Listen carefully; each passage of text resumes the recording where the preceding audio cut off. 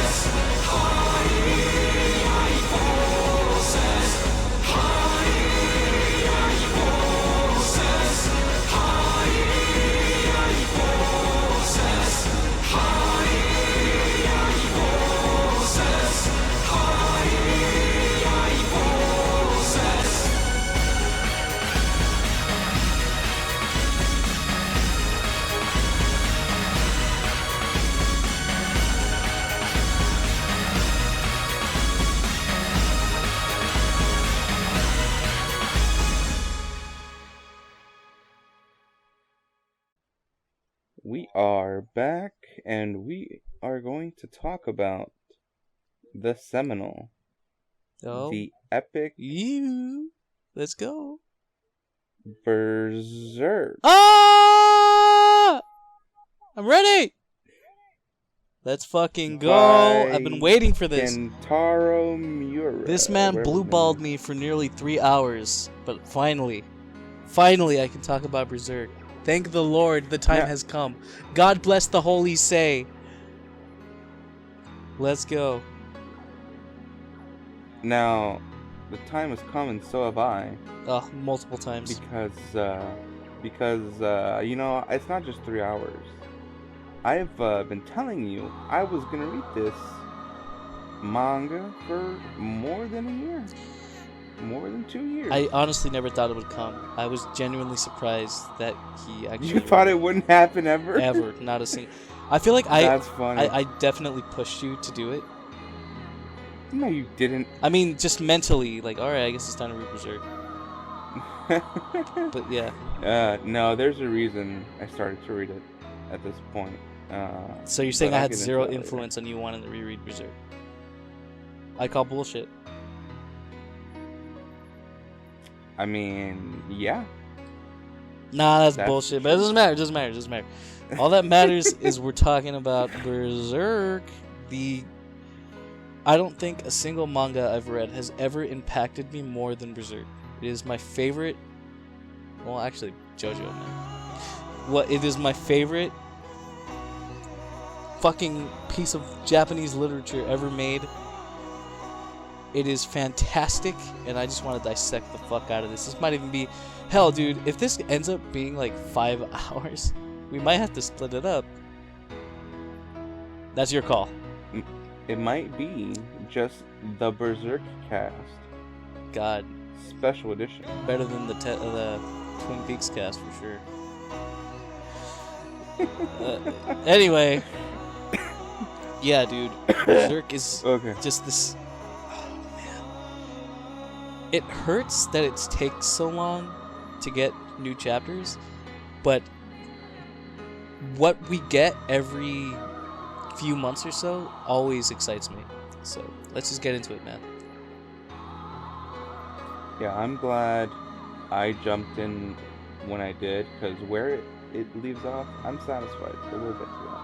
Yeah. Spoilers, by the Well, way. I mean, it shouldn't have to tell you that, but yes, absolute spoilers. We're gonna be going deep into it. Yeah, well, I feel like definitely you should. Anyone who hasn't read it should read it all the way through. Yes. Without knowing much, if they're interested. And I want to preface this before anyone tries to read it. It is graphic. There is absolutely sexual, gory, satanic visualism. That's probably not the right word. But yeah, it's not for the faint of heart. It is absolutely worth it if you can stomach it, because it's such a small part of Berserk. Like, I feel like a lot of people read Berserk as like, yeah, it's badass, there's blood, and he's killing everybody. But it is such a small part of what Berserk is. But if that bothers you at all, you might want to do some research. Make sure you can take it in. It's not for everyone. I feel like I want to throw the reins to you into where we go into this, and where I'll just give my takes. And if there's things I want to bring up, I feel like I'll do that. All right. Cool. I guess we'll take this arc by arc. Okay. Even so, like, God, he categorizes them in such a weird way. Every chapter is an episode. Every smaller arc is a chapter, and then every massive leap is an arc. Mhm. But we're gonna start with the Golden Age. We don't really need to talk about the Black Swordsman arc all that much. It's just like the intro, telling you about all this stuff. It's a little edgy, but it's kind of weird. It's like a filter. Like, okay, so this is a lot of this stuff's gonna be happening in Berserk, but once we get into the Golden Age, we start to enter this almost kind of drama. Yeah, it's the hook. Yes. Right. Mm-hmm. You get to the part where this character has experienced things, but you don't know too much. And then it gets to the action and guts and things you would expect. Yeah. You know, from the cover, from just the genre. He's edgy and talking back while he's being tortured and all this shit. But yeah, then there's this mystery, and then you get to the Golden Age. Yeah, and man, we really should talk about Guts, because talk about a tragic character, man. He is. I've said this before, but I don't think I've ever truly loved a character in any sort of fiction I've ever read more than Guts, because it's just pain-stricken man who gets thrown down at every turn, but he just keeps walking because he's got a job. He's got a goal in sight, and he keeps going to reach that goal, whether it be good or bad, you know. But he has a purpose, and that's what keeps him going. And I just love seeing any kind of happiness that happens for Guts. I love, because it's something he's earned. It's something he deserves, you know. And part of what people who like Berserk love about it is that you just want to see Guts get something, you know. As rare as that is. There's so much tragedy that, you know, the good parts are not. I mean, they're more prevalent later. But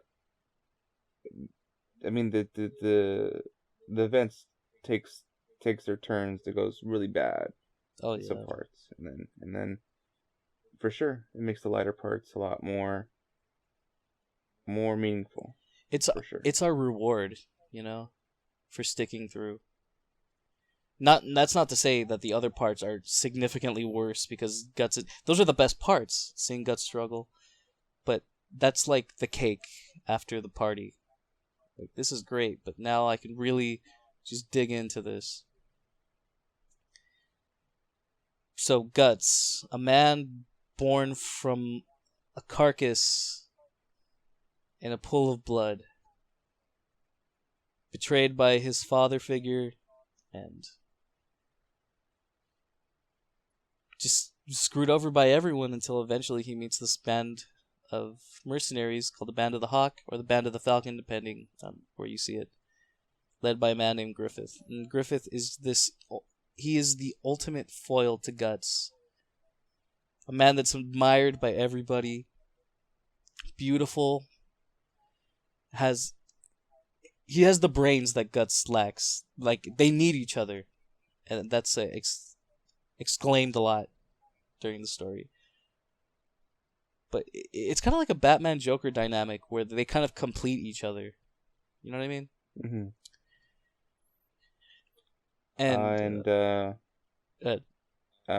They are.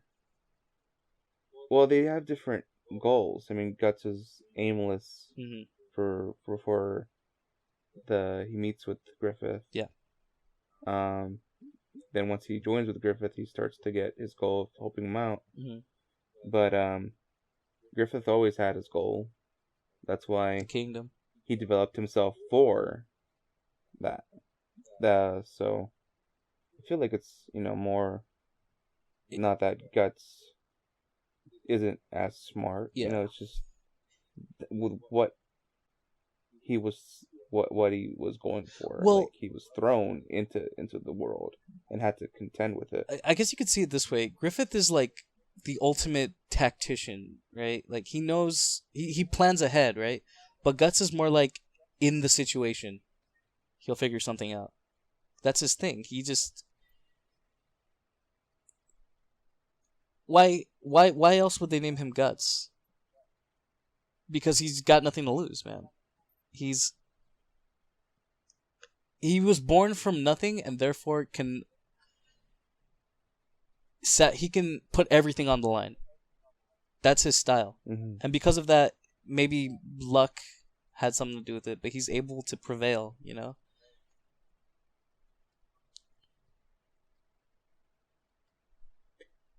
His moniker. Yeah. But we'll get to that later.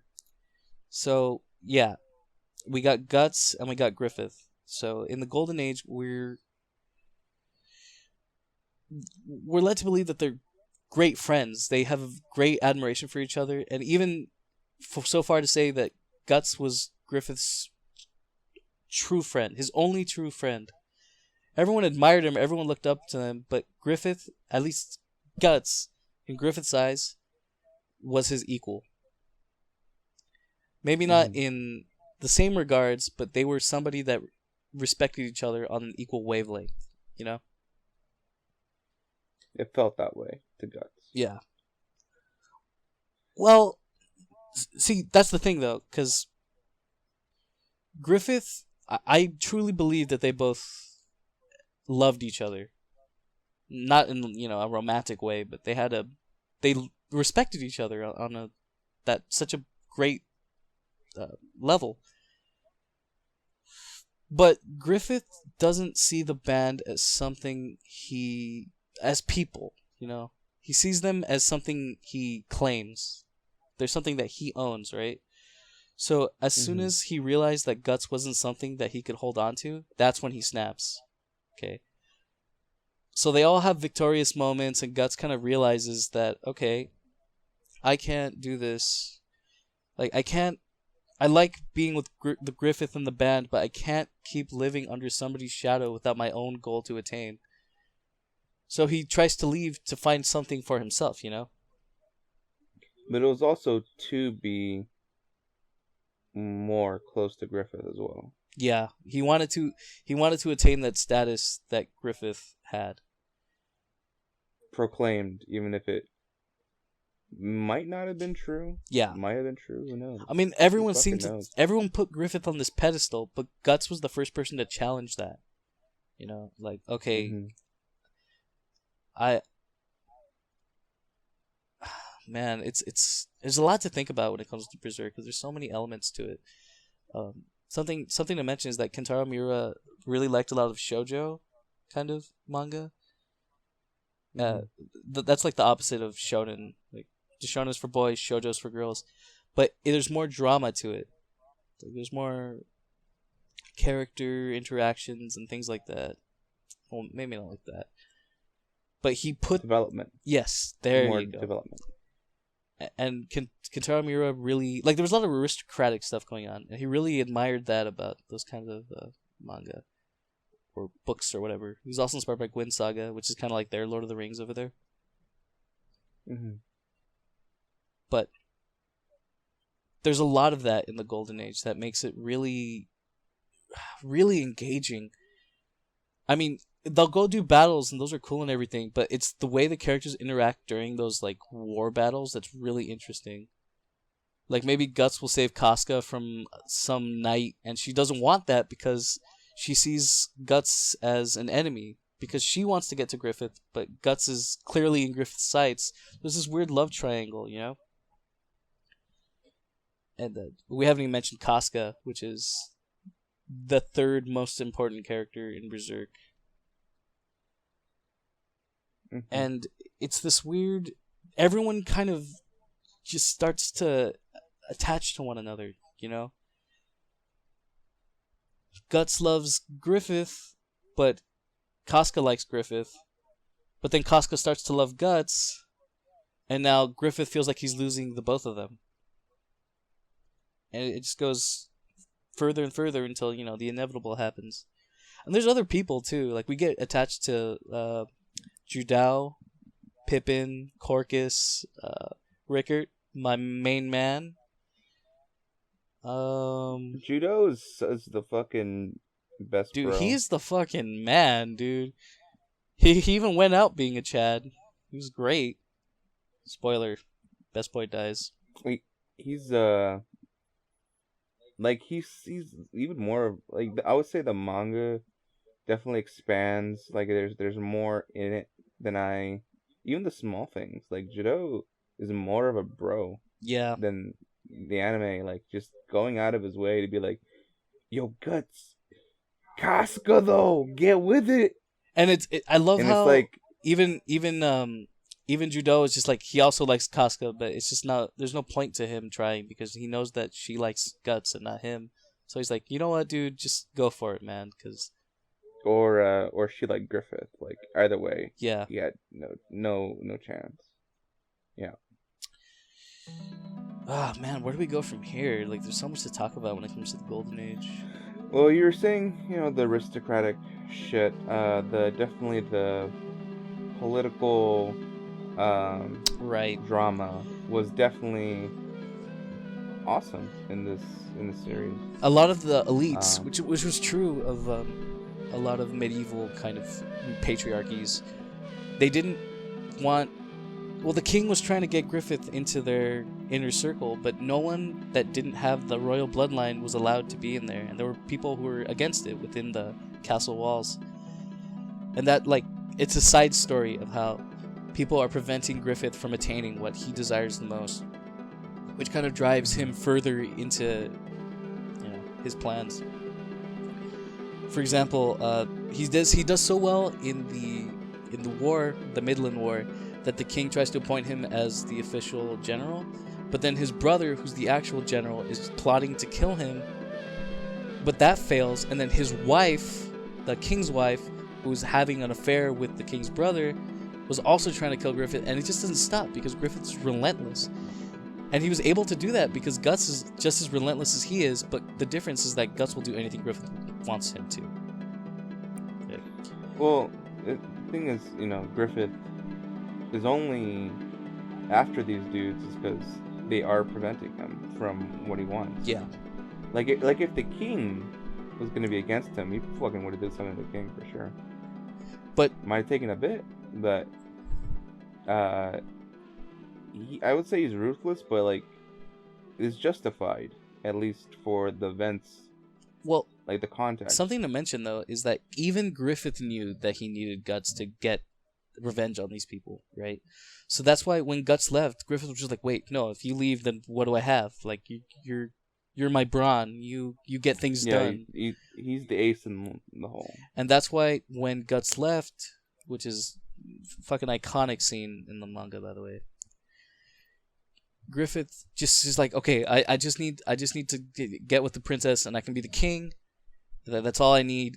He acts out of line, completely out of character for Griffith, because now he has nothing. See? So when he gets with the princess, the king finds out, because the king is incestuous and really he wants his daughter because his wife looked just like her, something like that, right? Yeah, he lost his wife. And he's a creep, and that's all. He doesn't actually care about being a king. He's been hiding his daughter purposely for himself without, realizing it, before he finally starts to understand. And that just he's fucking obsessed. Yeah, and once that happens, once Guts leaves the Band of the Hawk, that is just all hell breaks loose. So now Griffith is a target, the Band of the Hawk is a target. And Guts is just wandering, doing his own thing, while the crew is getting fucked over by this king who's like now for a year, because of them, because of the band, who are now like the biggest monarchs in all of the country, or at least the surrounding areas. So now they got nowhere to go. And this is where this is right after they were knighted or whatever. Yep. Like they became part of the. They went from heroes to exiles. And this is where it gets interesting, because now we follow Guts for a bit on his journey. It's not very long, but we see Guts. He's just trying to figure shit out, fighting random enemies. He goes take part in like some battle. He meets Sealot, who's one of my favorite characters in Berserk. Very underappreciated, but I always like seeing Sealot when he joins up. And that becomes the thing later. But from then on, Guts realizes that something happened to the band, and he goes back. And this is where I think there's so many chapters of Berserk, but I feel like this specific part is my favorite of the entire series. When Guts comes back, the band is happy because, like, yeah, we got our general back. But then there's people like Casca who are just like infuriated because they all feel betrayed. Well, the commanding members do. Like, once Guts left, everything went to hell, and now they think he can just come back. That's not fair. But I don't think anyone would have expected that Guts leaving would affect Griffith so much, right? That's why they were. But once it happens, not protest. Once it happens, it's like, who else are you gonna blame? But by then, Casca had already started to get more admiration for Guts, and they've shared. In a way, Casca and Guts shares the same relationship that Griffith and Guts have, because they both trust each other enough. Remember how when they were all in the ball, the Midland Ball, and Casca's talking with these elites, but then she sees Guts. He's like, okay, cool, he can go, like, I can hang out with him, and they can leave me alone. Because Casca trusts Guts to that point. After, he protected her. And he's a meathead, He's like, all he cares about is fighting and whatever. But she's got that maternal side to her, being a female. She's got these. But he's not dumb though, right? Like, no, but he doesn't miss his cue. He fucking calls her. You say she looked good. He's obsessive over just fighting though, and it's about himself, because he never fights for other people. He just does it for himself. So that's why whenever he goes out of order, she'll be like, "What are you doing? Like, we told you to do this. Like, stay in formation. We would have won." But Guts, being the wild animal he is like, "I'm not about that," and that pisses Casca off. So that's why when she finally gets Guts alone with him, she finally confronts him, and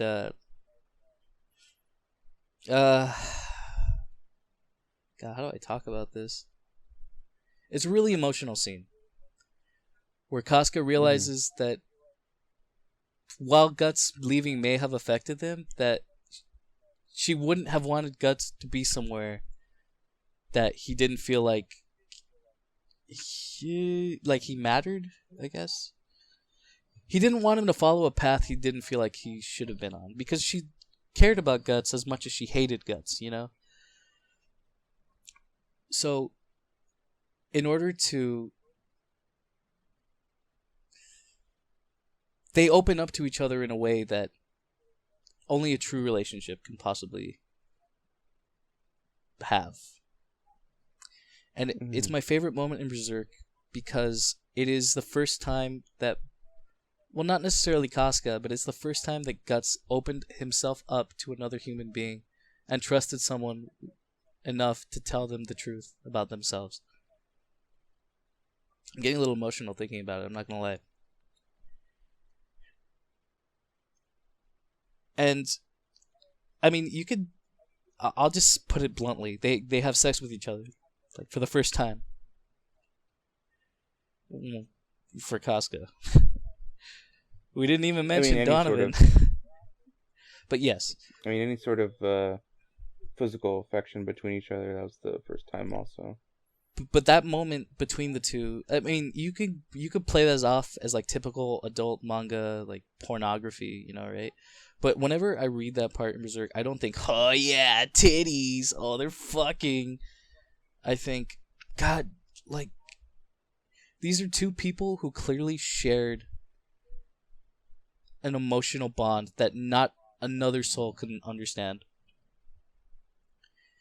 And eventually, at some point, while they're having sex, Guts remembers when he was a young child, his father sold him out to a mercenary for rape. He was molested, raped as a child, which is... I mean, you can imagine anyone who's been through that, like how traumatic that must be. And in that moment, Guts chokes Casca. And it's that... He's just so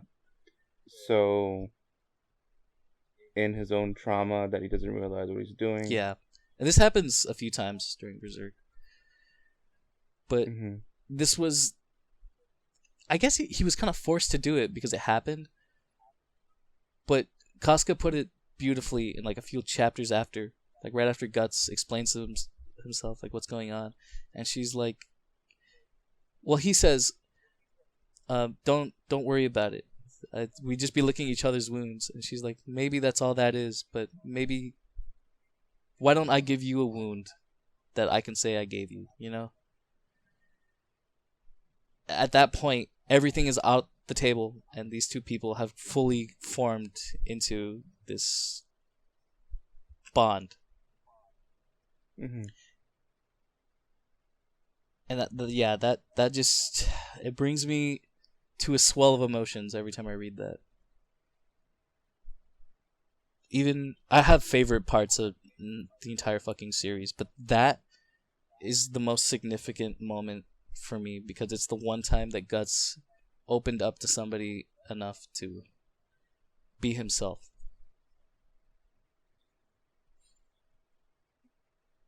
Yeah, there's not a lot of moments.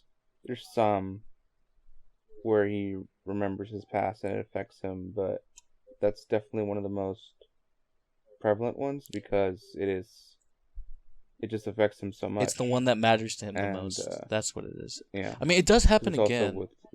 but it was the first time and the most important time. So, now that we've gotten that out of the way, we can speed through this a little bit. So now that Guts is back, they can go save Griffith, who's been locked in the Midland dungeons. And they go through this whole thing, you know. They go underground, they find the princess, she helps them because she loves Griffith. And eventually they do find Griffith, but they fucking destroyed him. He is not even... He's a shell of a human. Physically. Yeah, disable it all to fuck. They removed bones from him, body parts, straight up flesh can't be grown back. Horrifying shit. He can't walk. He can't even talk. speak. Yeah. They have stripped Griffith of everything, and now his kingdom is unattainable. He's lost everything. And finally, but he still has the band. They're trying to start something. And it's crazy too, because it's that at that moment that Guts, who left to find something for himself, realized that what he had was there the whole time. And maybe it's through traumatic fuck. Maybe it's through traumatic experiences that you realize what you needed, you know? Maybe Guts needed to go through all that to understand that maybe he was okay with where he was, you know? All he knew was to be a mercenary, so maybe he should have just done that. But the problem, it's not that Guts didn't feel like he was where he needed to be, but it's that he was under the shadow of somebody who tried to control him. Mm-hmm. So being a mercenary is second nature to him, but being a mercenary for Griffith is just something he can't handle, you know. And then what happens after that? Femto. He wants to leave with Casca. And she's like, oh, but Griffith, he needs help. Oh yeah, fucking Casca, you not anymore. Bitch. She's like, I'll leave with you, Guts. And then Griffith pulls this massive dick move.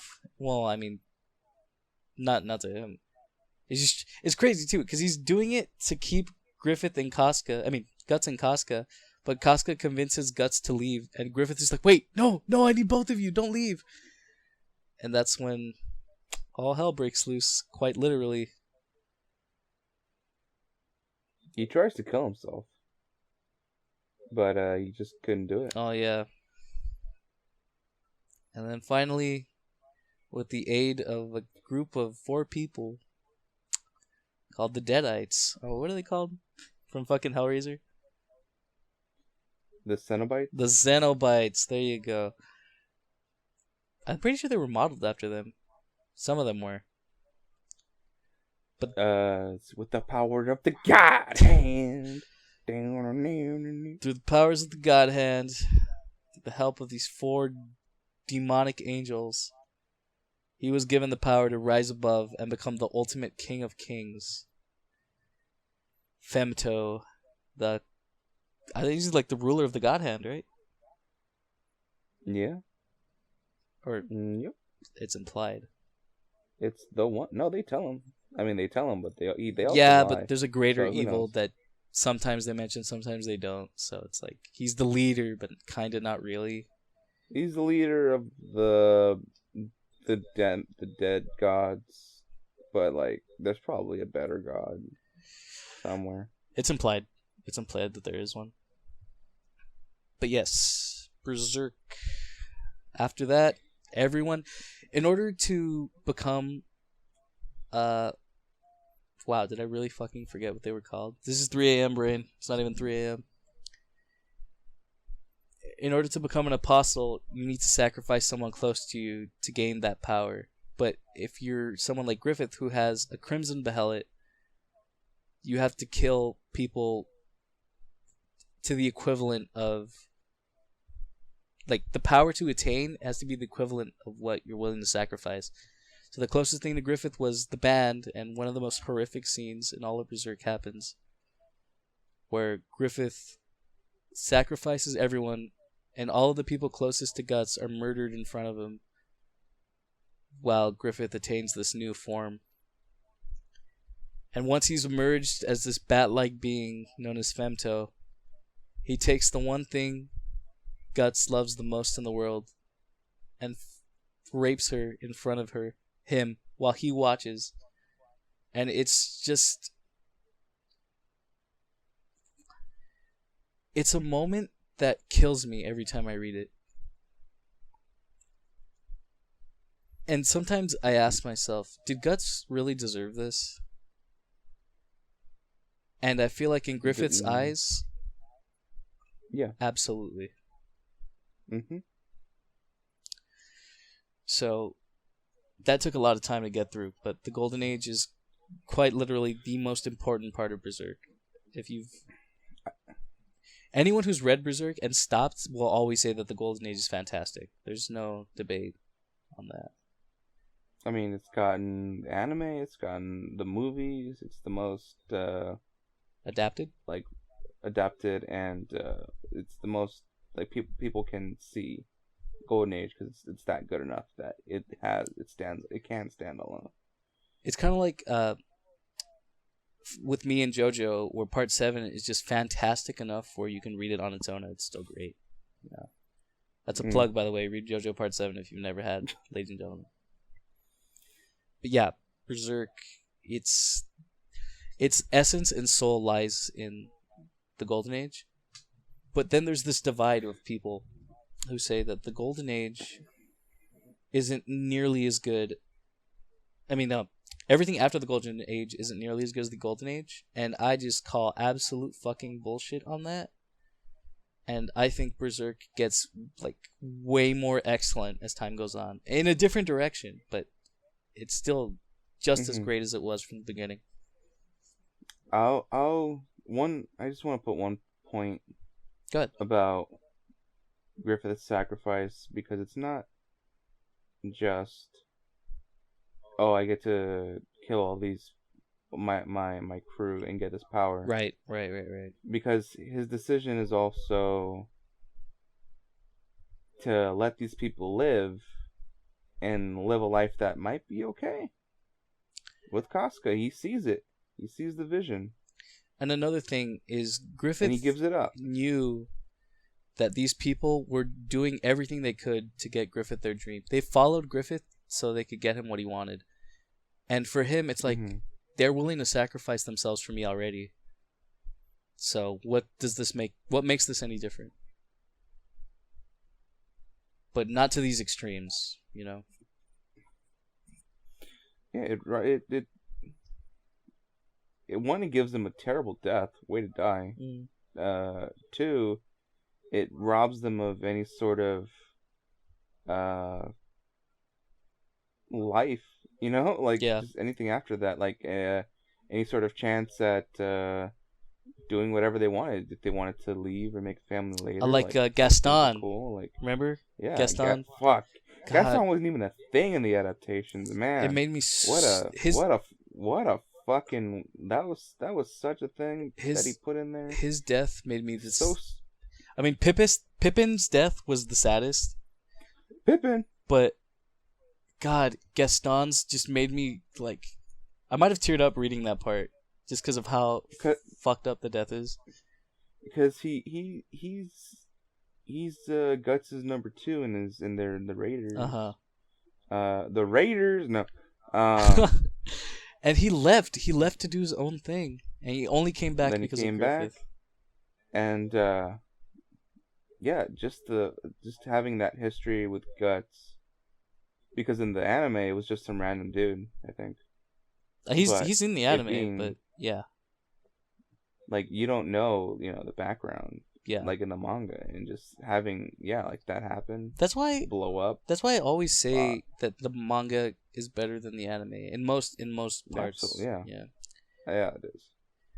But man, we God, that was. I feel like we don't have to go as in depth with the rest of the parts. So, but we can keep going. Yeah. After that, we have the brief. Man, I always forget what this arc is called. Lost Children arc, right? I think it's just an episode. Well, we go back to. Well, Godo. It comes back to. Oh, no, we already did that part. We didn't talk about Godo. No, just Guts trying to get Femto. Oh yeah. So basically, I think that's worth it. Guts' whole journey is to get revenge on Griffith for killing the Band of the Hawk, and also killing the apostles that killed his crew. Killed, yeah. Mm-hmm. I mean, we didn't really mention it, but essentially what the eclipse is that all of the apostles gather. This is a grand eclipse. Like, this only happens every 1,000 years. All the apostles come together to dine on the sacrifice. And Guts escapes with Casca on the Skull Knight, who's also a massive character. He's basically Guts 0.5. That's underselling him a bit, but there's similarities between the two that are kind of... I guess Skull Knight helps him because he sees the similarities. But very, very important characters. And he takes them to Godo, who's another pretty important character. He's kind of like... I don't want to call him a father figure, but he's like a mentor to Guts in a way. Yeah.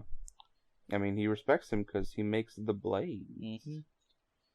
Also, worth mentioning, the youngest member of the Band of the Hawks, Rickert. Why did I fucking say Pippin? Rickert was not a part of the sacrifice. He was saved by Skull Knight way earlier. I'll say I did confuse Rickert's name for Pippin when just thinking of him, but then I read, I'm like, oh, fuck. Pippin just sounds like a young dude's name. It does, but you can't forget Rickert, man. Rickert is... God, I love Rickert. He's the one character I like to see side chapters of. And we get a lot of side chapters, ladies and gentlemen, let me tell you. But, yeah. So Casca... I just like, yo, he tries to fucking go to Femto. We see it. I mean, he was battle worn, he does it. But he just fucking knocks Guts' shit, but he still tries. And I like how the fucking God Hand are just impressed. They're like such like fucking marks for Guts fucking doing it as hard as he can. They get off on it, man. They straight up get off on how hard Guts tries. God, there's so many little details to Berserk. I feel like we shouldn't dwell on them. But just to establish, we got Guts, we got Casca, and we got Rickert. This is our good people. These are good guys over here. Okay. We'll fucking talk about it more in detail ourselves later. Okay. And then we got Griffith, the God Hand, and the Apostles. These are our enemies here. We get more of them as things go on. God damn, there's so much to talk about. This could go on for hours.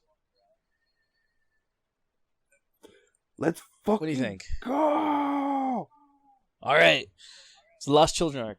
So Guts decides that he's going to leave Casca and Rickert with the blacksmith while he goes and hunts the Apostles. Really brief in the arc. cave where it's safe for her. Oh, he finds Puck, too. Puck is already established. Can't believe we didn't fucking mention Puck. It's one of the first characters we meet that chills with Guts, but after the Golden Age, Guts is just kind of like, alright, well, you wore me down. You coming? I love it specifically because he goes, well, he does have medicinal use, and takes him along. But, yeah, so Guts and Puck, they're going on their little journey, and they find this girl. Fuck, what's her name? Starts with a J, right? Jill.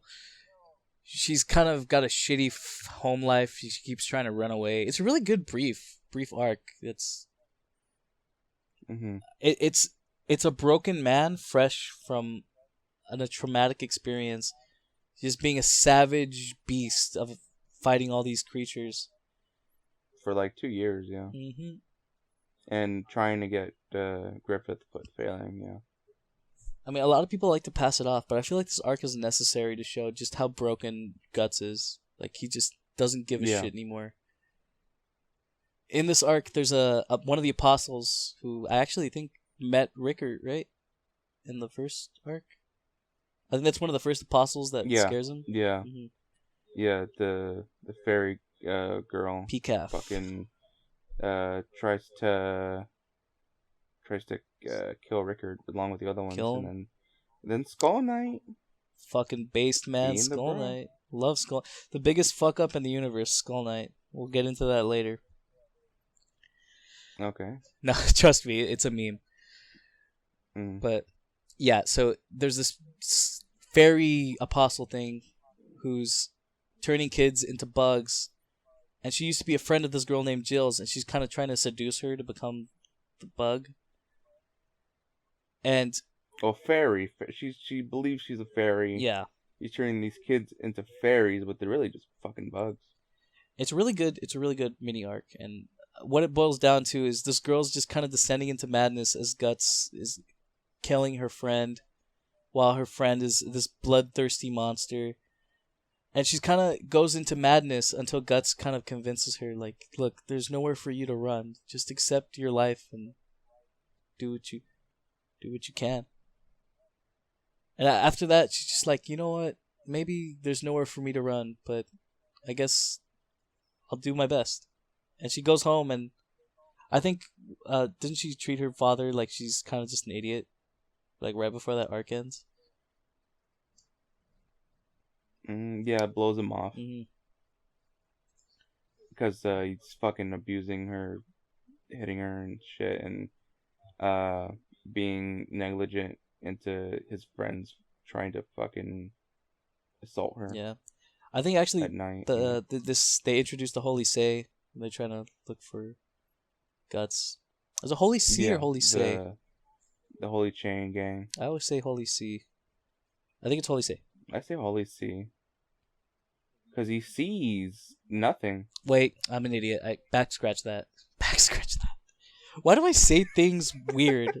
Like, I know they're different terms, but I say the wrong thing regardless. But yeah, I say Holy Say because that sounds... It flows off the tongue. But I believe it's Holy See. There's a lot of weird pronunciations like that, so I'll elaborate on that later. But yeah, that introduces the Holy See, which goes into the next arc, which I think is the second greatest arc in Berserk. The Conviction arc. Fucking... You've been hyping this arc up, yeah. I just think it's brilliant how...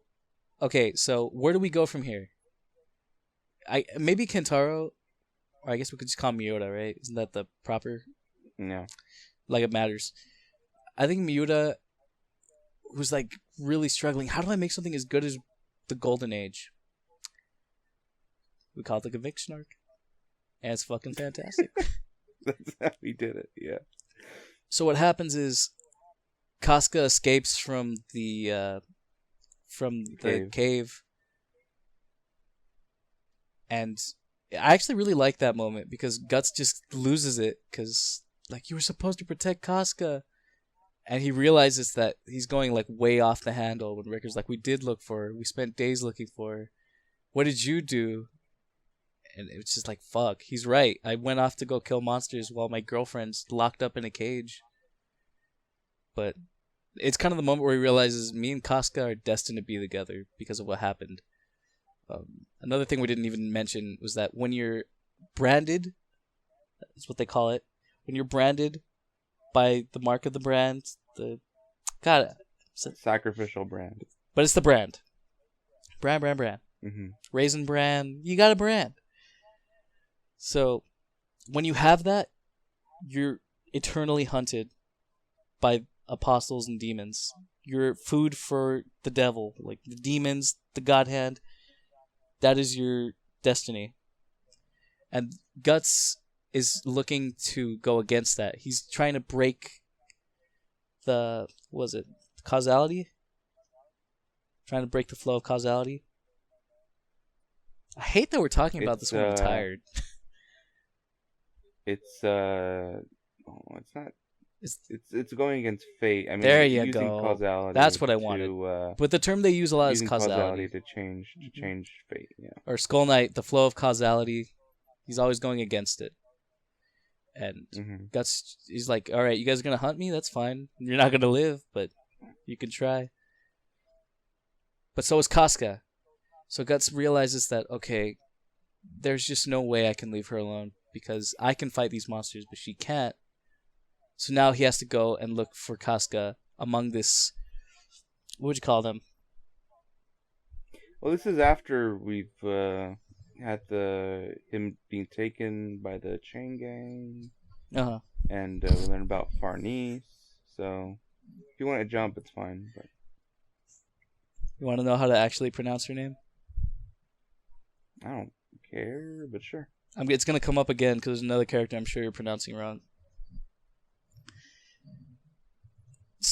Go. Farnese, however you want to say it. I am not saying that. I'm not gonna. Well, say you better that. get used to it because I'm gonna bitch you. I'm gonna bitch at you until you get it right. I will never correct myself. She's Italian, and so is her brother Serpico. Oh, spoilers! Yeah, that makes sense. And her father. That makes sense. So it's that's the proper pronunciation. Farnese or Farnese, whatever. You want to be white about it. What am I? What? I thought you hated part 5 anyway. Shut up. That's good. I don't care about Giorno Giovanna. Fuck off. Or Bucciolati Manicata. No, wait, I think I got that wrong. Bucciolati Manicata. I think that's his name. Or I could be thinking of whatever. I fucking hate him. The guy with the long hair. He's a prick. We're talking about Berserk here. Yeah. Yeah. Go on. So there's I don't Farnese know what to call them. is introduced. Oh, I skipped that. That's right. Guts gets arrested by the Holy Chain Gang Knights. As I put it to you, Guts goes to jail. Guts goes to jail. Mm-hmm. Guts goes to jail. Guts goes to jail. Guts escapes from jail. I remember that. Mm-hmm. Farnese, I think it wouldn't be far-fetched to call her our other important character. At least in terms of character growth, she gets a lot of it. I would argue as much as Guts does. She gets the most. Mm-hmm. She gets at least her character takes a 180. As far as the side characters, she gets the most. Mm-hmm. And it's crazy too, because when you meet Farnese, you just you hate her. She's awful. She's despicable. She kills animals. She lights things on fire, whatever. But she had, I love this trend that Miura has with his characters. They all had fucked up traumatic childhoods. Griffith, Casca, Guts, Farnese, even Serpico is also an important side character. Mm-hmm. No. They all had terrible childhoods and were raised to think certain ways until these traumatic moments happen that make them realize this is the right thing to do. This is the direction I need to head into. And for Farnese, is meeting Guts. So Farnese is a daughter of God, what do you call him? He's the leader of the Holy Say, like the main, like the Pope, right? No, he's higher than one of the main big parts of that. He's the most respected one, though. Like he is the Holy Say, you know. He's part of the banks. Yeah, he's part of the rich. And because of that, there's a lot of expectancy on Farnese. But because of that, she's an outcast. She does things that aren't expected of her. And because of that, she's also been severely neglected. Yeah. Maybe she's grasping for attention, you know. She wants the attention. I actually love it when and when she got she burned the stake and everyone gave her so much attention. That's where she got the affinity that probably set her off on her path, yeah. Oh man, I don't want to jump too ahead, but it's actually really important too, because Serpico, there's kind of like a weird love dynamic between Serpico and Farnese, because they both. Well, it's also. Good. Oh yeah. No. Well, it's also one-sided because he learns that he is her brother. He's like a half brother. It's this affair thing, and because of the way that Farnese father is, he's like, okay, I'm hiding all traces, keeping everything perfect and tidy. I'll let you work for my family, but you can never see your... I don't remember what the certain details were, but yeah. Don't ever tell anyone. Yeah. But, well, yeah. That was pretty much it. It's implied. Until eventually Farnese abuses him, whips him, makes him do horrible things. He witnesses all the stuff she does, you know? Until eventually there's a moment where Farnese tests his loyalty to her, where his mother is now someone being held at the stake.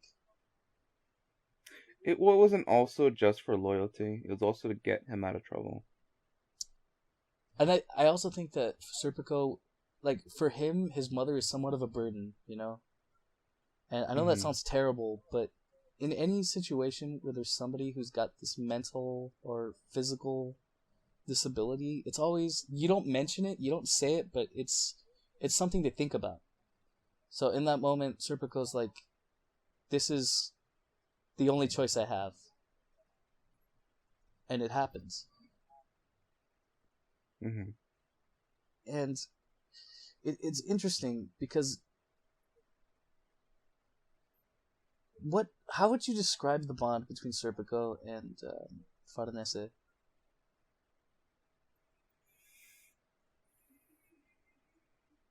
Because even she shows the advances towards him, but he refuses because he knows the truth. It's weird. Does she give advances? I think once, and she's like disgusted because he won't get with her.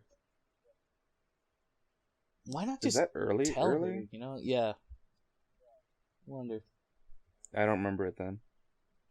I think it was right. But I think they were eating soup or something, or she might have been talking to Mazgus. We'll get to that later. um, I would call it a not a slave, but like um, A loyal servant. I guess like like a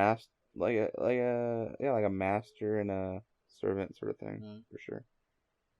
Because it's not like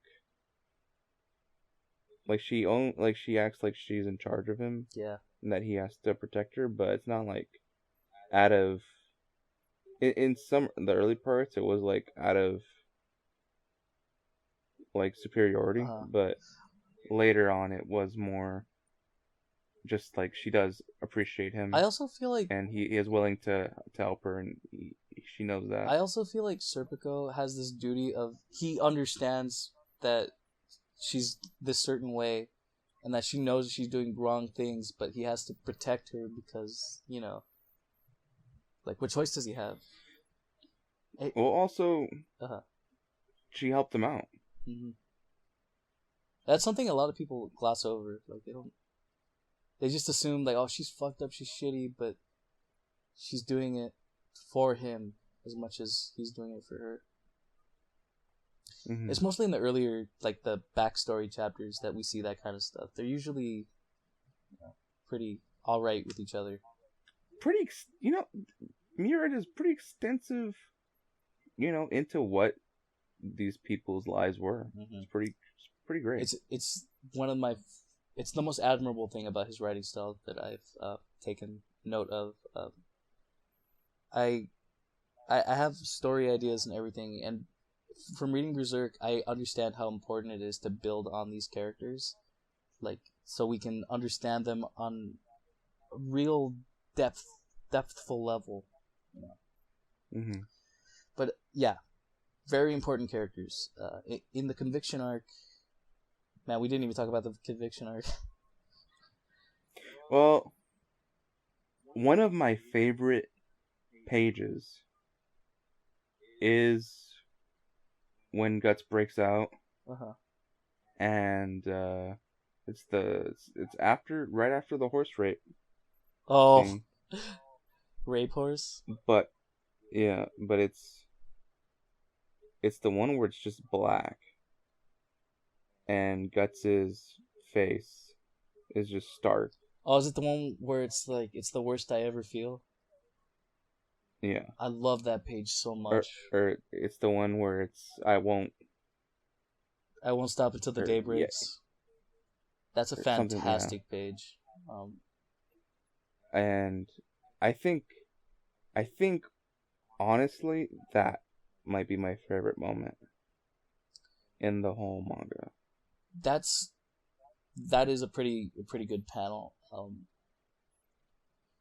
You know, I'll get into it later, but I have some panels that I really resonate with me. One for example is the one where Casca and Guts are...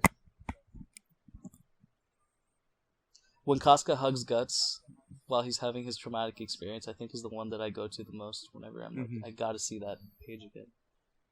But in terms of that, I think one that everyone remembers is where Guts fights the first apostle after the eclipse, and it's just the two-faced spread of pure rage personified. It's not even personified. It's like fucking art. You know the one I'm talking about, right? The one that attacks at Godo's place? Yeah. Yeah. That's the one that's always posted. It's the best expression of rage I've ever seen in a manga. And Berserk doesn't stop there. There's so many fantastic panels in Berserk. Miura is truly a master of his craft. Honestly, man. He's drawn things that fucking artists have taken years to paint. But I guess it's easier to draw than paint. But I don't want to. It helps when you take Classics? more than 20 years. Yeah. Good point. But yeah, man. I mean, who knows? Maybe he's drawing all the time. He's just throwing that shit out. I think he admits it. I think he admits that the reason it takes so long is because he does everything by himself. Like he refuses to take in help. Mm-hmm. That's admirable, but also hurry the fuck up, dude. Dude, I want to see Guts. Either let him die or let him live. But can I see the ending, please? Yeah. I just want to take a little bit more to talk about that moment. Go ahead. Because he has been going for years. It's before he meets back with Casca. Yeah. And he's been killing all these apostles for years now. And he gets reminded of the eclipse and Casca being raped. And it's like he says, he forgot the worst he ever felt, and now they've come to taunt him with it, and they've fucking released the demon in me. Man, that is such a great get down with the sickness. Moment. I'm really glad. Come on, you get fucking down with the sickness. Like, oh god, man, David really loves this, and then he goes right into a fucking Slipknot. Wait, no, Disturbed. Mm-hmm. Fucking Disturbed. Get out of here. That I'm glad to hear that part really resonated with you, because it's moments like that really make Berserk. You know, like Miura understands the situation and gives characters these really powerful moments that push that. You know? Mm-hmm. He's a sadist. He fucking tests them. But you know what? Shit. Like I said, man, it's good for us. He was a man born from a pool of blood, named Guts, from his mother's guts, no doubt. He had nothing to lose. So why not tempt fate? Fuck it, right? That's his whole MO. Mm-hmm. I don't know, man. I really don't want to talk about conviction all that much. Basically, what it is that there's this holy church, and there's these people, like villagers, living around the church, who are constantly getting neglected. Like this church has got all this food and all this supplies, and they refuse to give it to the villagers because it's all for the church. It's all for God. You know, like there's these refugees. God helps those who helps themselves. That go there. Yes. And yeah. There you go. Refugees is the word I was looking for. But there's also these 4 characters who are like our side characters for this arc. And I forgot her name, which upsets me because I really like her. Now, this is the actual second best character, and it's Luca. Luca is a fucking fantastic character. And you know, were you happy when she came back? Yeah. It was too. Didn't want me to mention it, but sure did. Because I like Luca. But I hate her friend. Friend, well, at least it wasn't a waste of her existence. At least she maybe is living a better life. Fuck. Was it Rosine? Was that her name? I don't The blonde remember. Rose or something was the elf. elf girl. Yeah. Yeah. I don't know I forgot what her name was.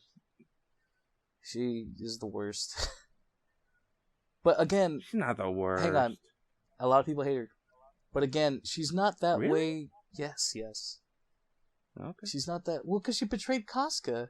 And she tried to get her into, like, this whole... She fucked her over so many times.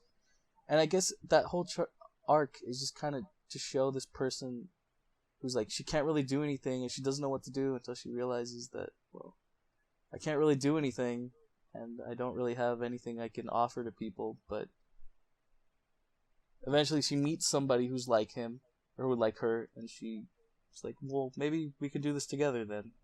And that's like her whole arc. But yeah, she's just there to fuck up Guts' day. I mean, dude, it's fate. Yeah. You know what? The whole thing we're trying to break. It's fate. See, I imagine you saying that, and then Skull Knight's right behind you, like, "Are you fucking kidding me?" Well, if you care so much, why didn't you just get Casca, Skull Knight? Ooh. I know, right? Yeah, but, like, causality... I'm off! No. But the whole arc is... You're a bitch! Shut up! Fucking Skull Knight. We'll talk about him later. But the whole arc... Holy See, refugees surrounding the place, they're pretty much just condemning random people to witchcraft, and they're putting them at the stake, you know, for Anese's big thing. But now, because people have seen what Casca can do, and they've seen she's basically almost sacrificed to this goat demon thing for their religious purposes. And then Guts and whoever saves her. I think the Holy Sage takes her, right? Casca? Well, no, they put her as the leader, the cult, and they lock her up. She just bad time, bad place. Yeah. And then the church comes there, and they see her as the leader because it's basically in one day they called her the leader. So now think the about church it. calls her the leader. They spend all this time falsely accusing people as witches. When they finally got, was like, holy shit! I think we got a real one. Like, yeah, that's the Inquisition. That's the It's also a really. I love that. That's the route that Miura went. Like, why don't we do like a witchcraft church thing? Because you know they're basically demonic. They have demonic aura to them, so it's only natural that people think that they're evil. He's the Black Swordsman. He's the one that kills people and raids villages and stuff. Despite the fact that that's not Guts' intent, it just paints him in a bad way. I mean, he doesn't really give a shit, but he's not doing it on purpose. He doesn't. Like, he's an anti-hero. He has little regard for actually saving people, but he won't try to... I mean, it depends on which part in the story, right? Like, he changes. But, like... I'm not saying Guts is like Batman, but it's kind of like Batman. I mean... No, Batman goes out of his way to save people, though. I mean, like, the tone, like, the aura of it. You know what I mean? I suppose, but it's... Well, it definitely does get more like Batman more... later. We'll get into that. Oh. Yeah. Anyway, go on. Conviction arc. I'm trying to speed through this because, like, so Luca, with her band of, what would you call them? I don't have a kind word. The prostitutes. And see, I was gonna say whores. Aristocrat. Wenches. There you go. That's a good term. And the aristocrat is part of the church that is a side lover. And it's not He's like cool.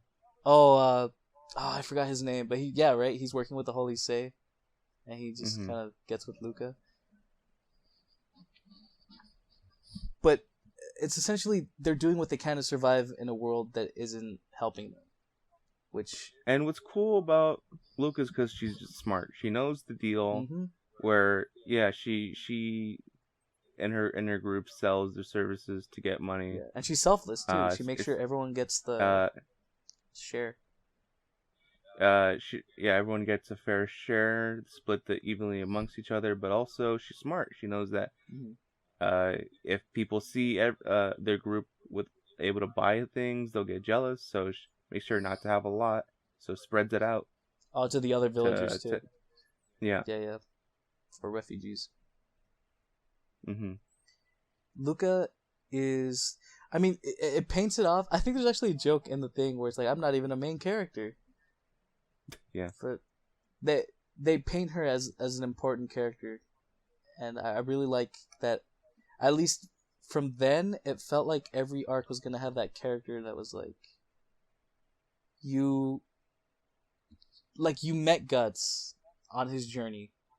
And that's just like a chapter you can go. Like every arc, he's gonna meet someone that changes their life in some significant way. Even though he doesn't really affect Luca all that much. Really, it's Casca that affects them. And she takes care of Casca because she tries to Elaine make sure she doesn't get in trouble. That's where she gets the name Elaine too. Yep. From this point on, once Casca is going through her childlike state, she's basically a walking baby. We didn't even mention that. From that point, that is Elaine. That is her moniker that she's adopted for herself. She's Elaine. But yeah, they call her Elaine. All this stuff happens. Guts comes. He meets this little kid who's also important to Guts' group. Isidro. Why did I say fucking? See, there you go again. Isidro. What are we doing here? Isidro. I can live with that one more, but I'm still not gonna correct. He's clearly Spanish. We got Italian, Spanish. We get clearly. German later. Yes. This is a Japanese artist. Are you saying he is very versed in distinctively drawing Italians and Spaniards? What the fuck is that? Were we reading the same manga? Because that is absolutely what I'm saying. That is clearly what's going on here. You don't know how much of a Westaboo Miura is? He fucking loves medieval shit. He loves the European culture. You disappointed me. I don't know that. You're absolutely wrong. There's so much proof. There is so much proof to go against that opinion. Okay. I'm just saying I don't see it. I don't care. I'll say how I want. You wanna but there's proof that proves you wrong. That's all I'm saying. I'm not saying you're wrong. I'm just saying I don't care. Okay, well I accept that. I'll take that. Essentially, it's Kevin. Shut the fuck up. Yeah. Okay, so holy shit. And there's this guy, Father Mozgus. I fucking love him. His dumb Lego head. He's our villain, but not really. Jesus Christ, David, there's so much to talk about. Yeah. I was ready for this. I am too, but I'm just like, are you sure you want to keep going? Yes. I hope the computer doesn't shut off or something. Probably jinxed it now. Okay. Brace yourselves, people. We got way more to talk about. So there's Father Mozgus, who I think is a really cool villain. I love his design, and I love that he's a bad guy, but maybe not the central bad guy. There really isn't a central bad guy in this whole thing. It's just kind of like things are going on around everyone. He's the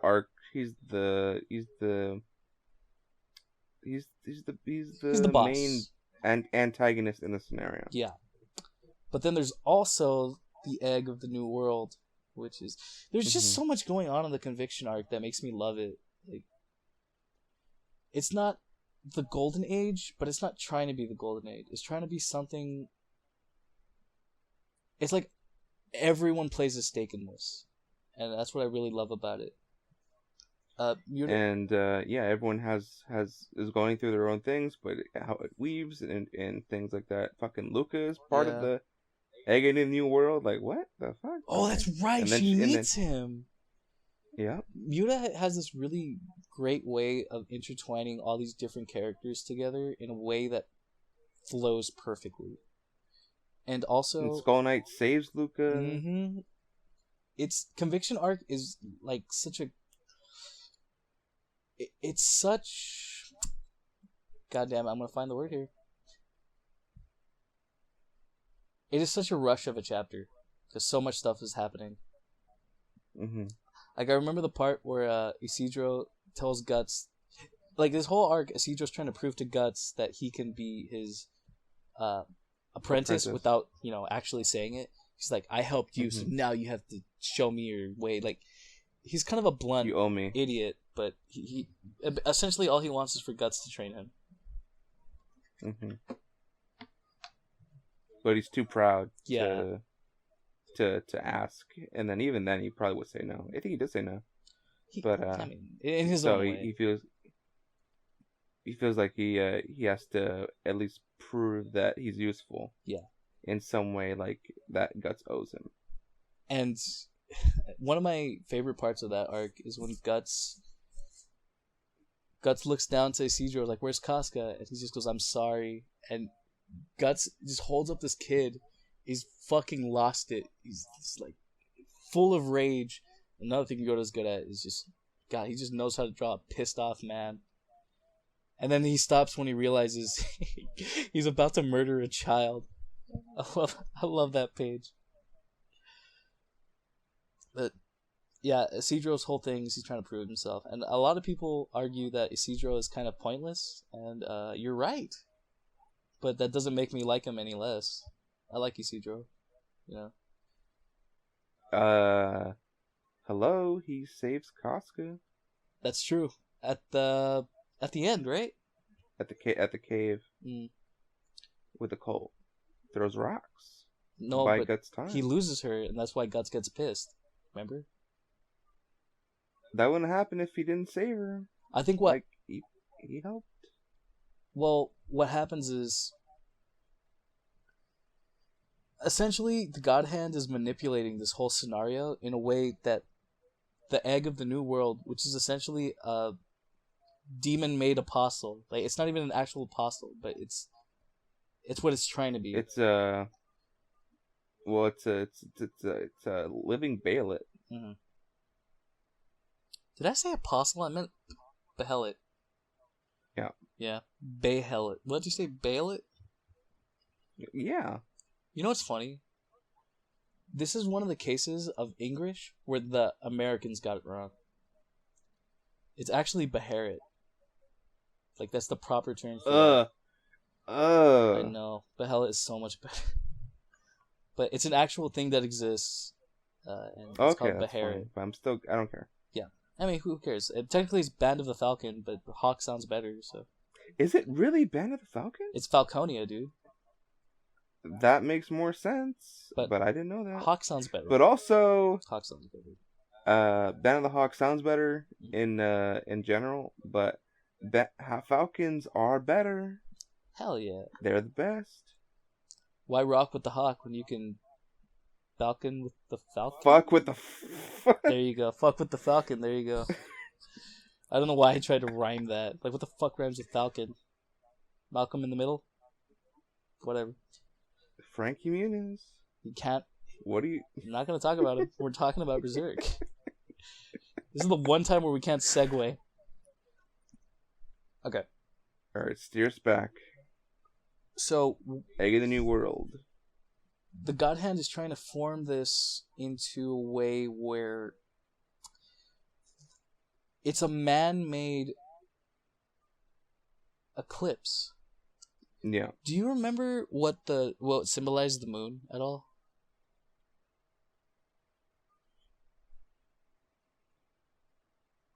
Remember that has. You mean the dark moon? Well, no, because they had the brand. The entire village was the brand. Remember, they lit the fire. Right. In the shape of the brand. Yeah. But there was something that was supposed to symbolize the eclipse. Or am I just remembering that wrong? The church turned into the god hand There you go. That's right. And then all those statue. like, basically the souls of all the people who were killed by the torture of the Holy See Hmm. and Father Mozgus' Yeah. really fucked up experiments. They all just turned into this miasma of hatred and just demonic sludge that eats up Yeah, everything. black ooze, Hmm. And it black ends slime. with To this. keep it in fantasy. Yeah.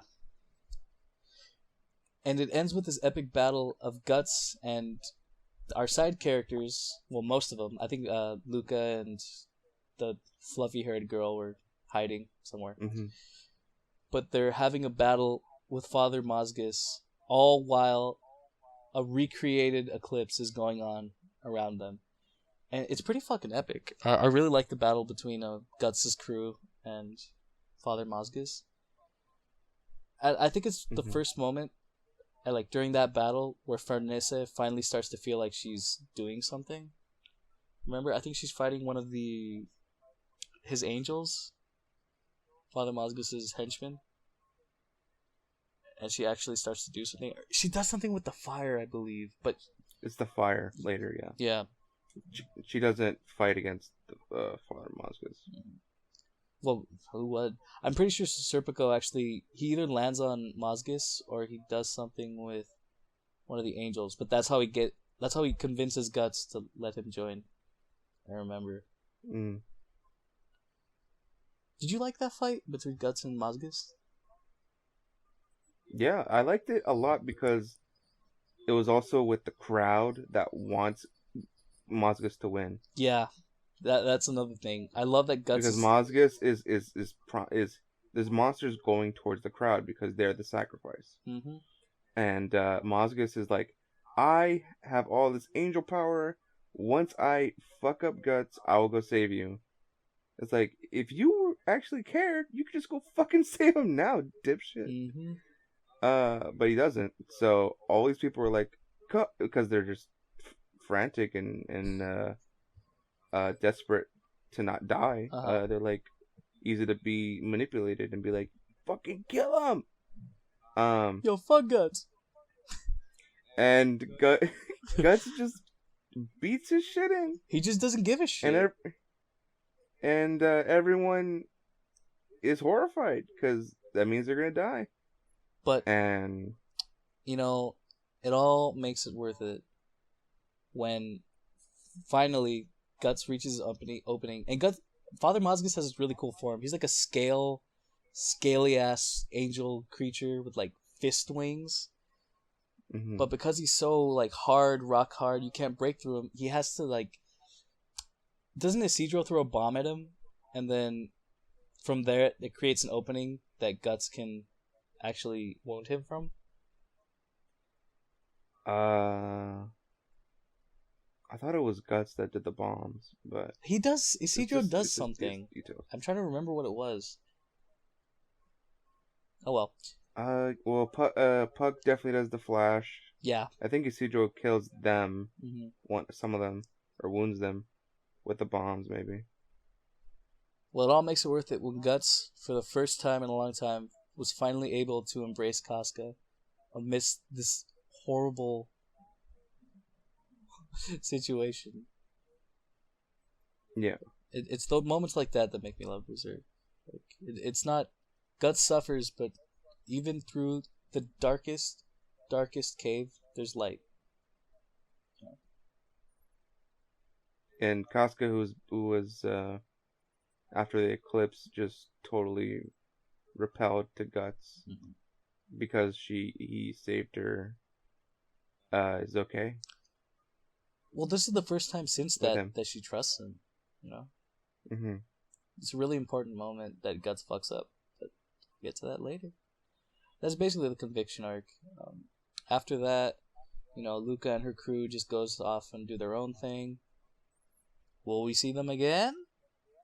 Yeah. Talk about it later. And Farnese? is gonna try to go with Guts. You did that on purpose. You did that on purpose. I try to say it your way, and I just couldn't. It's okay, man. Just do it however you want. They'll know who we're talking about. There aren't two characters named Farnese and Farnese, so there's no one to get confused with. So yeah, Farnese being so compelled by Guts and him just shattering her world around her, realizes, I don't want to be with this church anymore. I'm going to follow him. And this starts this whole... this is the moment where the crew, Guts' gang, is created. His party. Guts' party is the term a lot of people use. It turns... Well, not really. It starts later. But right? Essentially, because Guts... Well, yeah. Guts leaves Casca alone. And one of the most interesting parts is that even though Casca is in her baby state, she was able to, she was able to fight. She had some motor memory and was able to kill some of the apostles, even though she was on her own. We didn't even mention it, dude. What?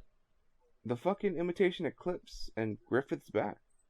Oh my god. There's so much to go through. Griffith, we mentioned it, okay? The egg of the New World was a vessel. Because from that new... It's basically like Griffith went through 2 transformations.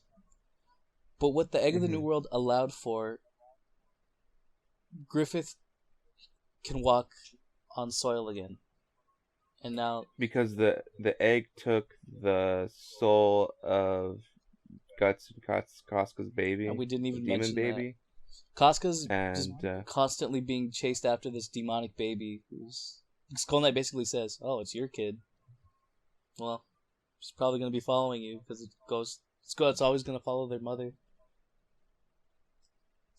And Guts. Yeah. Shows up in front of Guts too. But don't be fooled. Never harmful. Don't be fooled. And Hang on. Don't be fooled. Yeah. The baby was not what made Griffith come back. The egg comes back on its own. Griffith was going to come back through whatever means, right? There was no plan for that to happen. But Miura, I feel like, planned this shit from the beginning. And the baby took form in the egg because it knew that somehow Griffith would be reborn and that somehow it could falter that in some way. Well, it is a fucking 3-way baby. It came from Guts, Casca, and Femto. Yeah, it's true. So if it is drawn to the parents, it would be drawn to Griffith also. I don't think so. I think no, it has like a mind of its own. And in order to aid its parents, I don't think it has anything to do with like some maternal thing to Griffith. I think it connects to Guts and Casca because it is their child. Like, it was created through their seeds, egg, whatever. I think that the baby was trying to protect Guts and Casca through whatever means it knew how.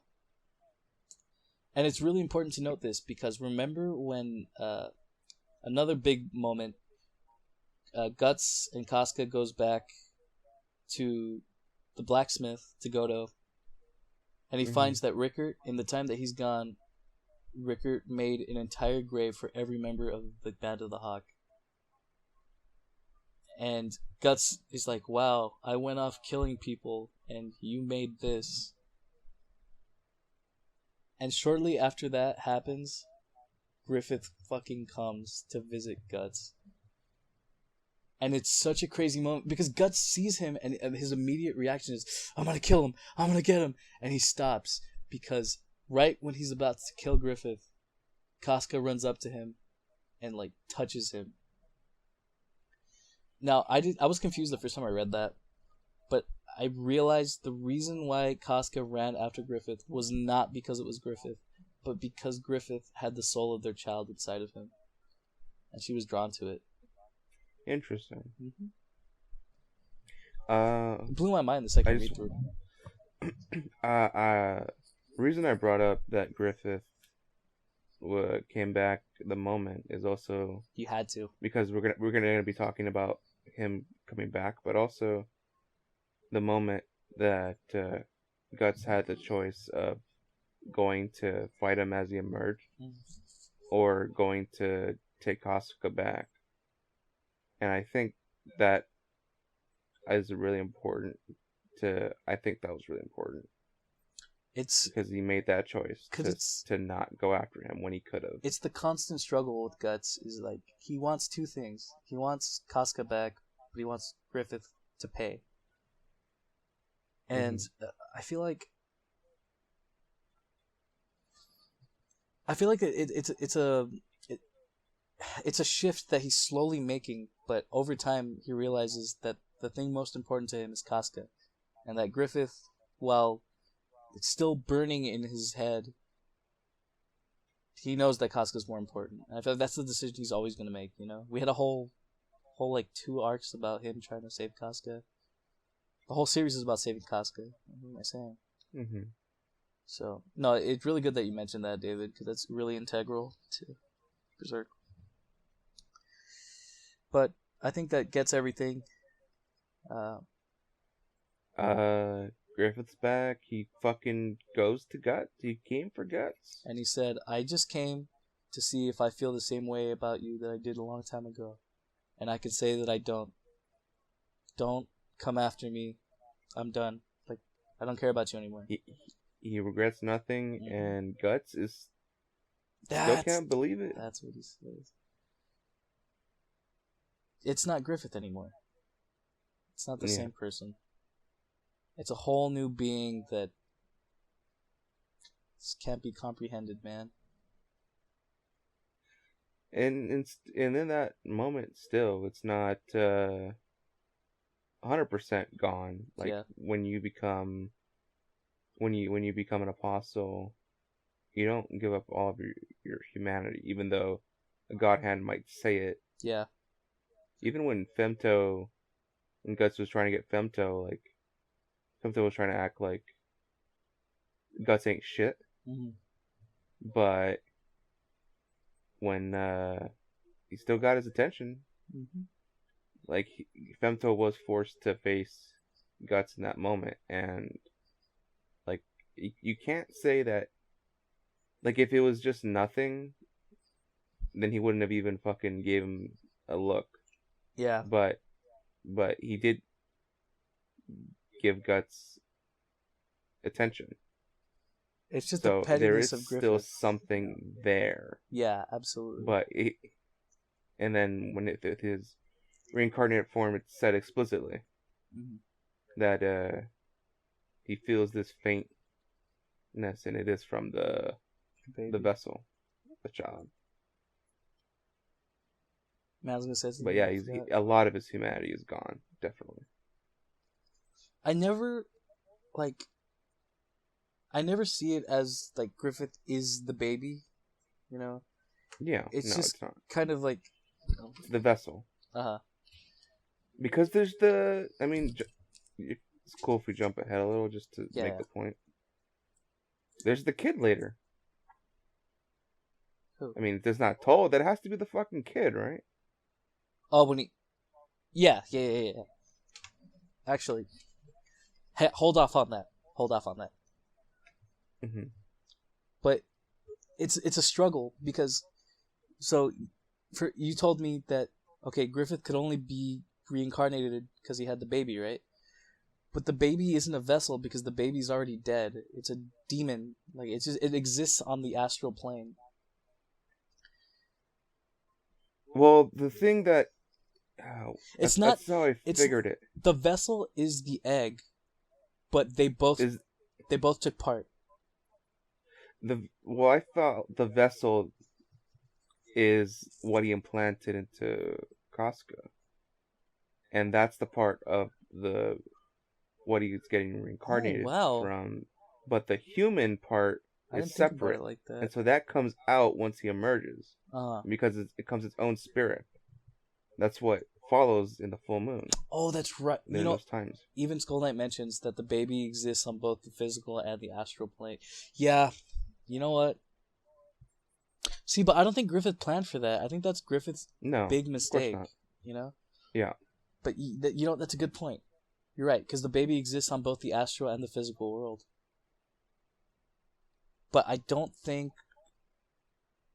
that was something he planned. I think it just kind of happened that way. Like I think Yeah, no. Guts when Griffith raped Casca, he was aware that she was pregnant, and he tried to curse the child. It was out of spite, Ooh. you know. It wasn't a That I plan. didn't think of. It's not some strategy. That's why Griffith thinks Yeah, that no. nothing can stop me. Like there's nothing, you can't break causality. Everything's gonna happen exactly how it is until the baby comes. It's like, all right, you want to do this? Two can play at that game, and they both use the same egg to emerge back into the physical world. The only problem is now, because both of them shared the same behelit, essentially, they coexist within one another, but only one can appear when the other can't, you know? You know, I didn't think of it because he did emerge out of a bailet. That doesn't necessarily mean the kid got its wish too, right? It just means that whatever. Think of it as a break of causality. The whole point was to bring Griffith back into the physical realm, but they didn't plan on a secondary, you know? And they know that the kid is inside of Griffith, or that something's going on with Griffith, because do you remember when the Moonlight Child appears for the first time? Yeah, it was in the lake. Mm-hmm. At the beach. Uh-huh. And when that happens, you can see on the mountains a silhouette of Zod. We didn't even mention Zod. Holy shit. But that's how you know that they're aware that Griffith goes through this transformation, because he and the Moonlight Child are the same person. But they can't appear at once. Am I blowing your mind? I didn't know it was Zod, so... I didn't notice it the first time either, but when you reread it, you realize that Zod's just hiding up on the mountains watching, making sure that Griffith's okay. I know someone's watching, I just didn't assumed it was the kid or something. No, it was Zod. Did you see his horns? His horns on the wings. Huh. Kind of subtle. But yeah. That's weird. So, can we continue? Yes. This next arc is actually my favorite arc of Berserk. It's not necessarily the best one, but it's the one that I just love reading every time I get to it. It is... Well, what happens is Guts is like, I can't leave Casca here. Like, we're bonded. We're tied together. It's safer with me. And Griffith's appearance destroys the cave. Mm-hmm. So there is no stronghold Also, that Kaz can be safe in. Godo died, so yeah. Now it's just Rickert and Godo's daughter. I'm trying to remember her name. I'm not gonna. So they got to go on their own. But Guts is realizing that Casca is just an overgrown baby, which is like 10 times harder to take care of. Guts doesn't know anything about being a parent either, which is probably a good point to make too. And, you know, he's struggling to protect her, and they wander, and he has to fight these demons while also trying to protect his lover. And he can't do it, which eventually drives him to madness, and he does the same thing he did to her way later in the series. He chokes her, and he loses the trust of Casca.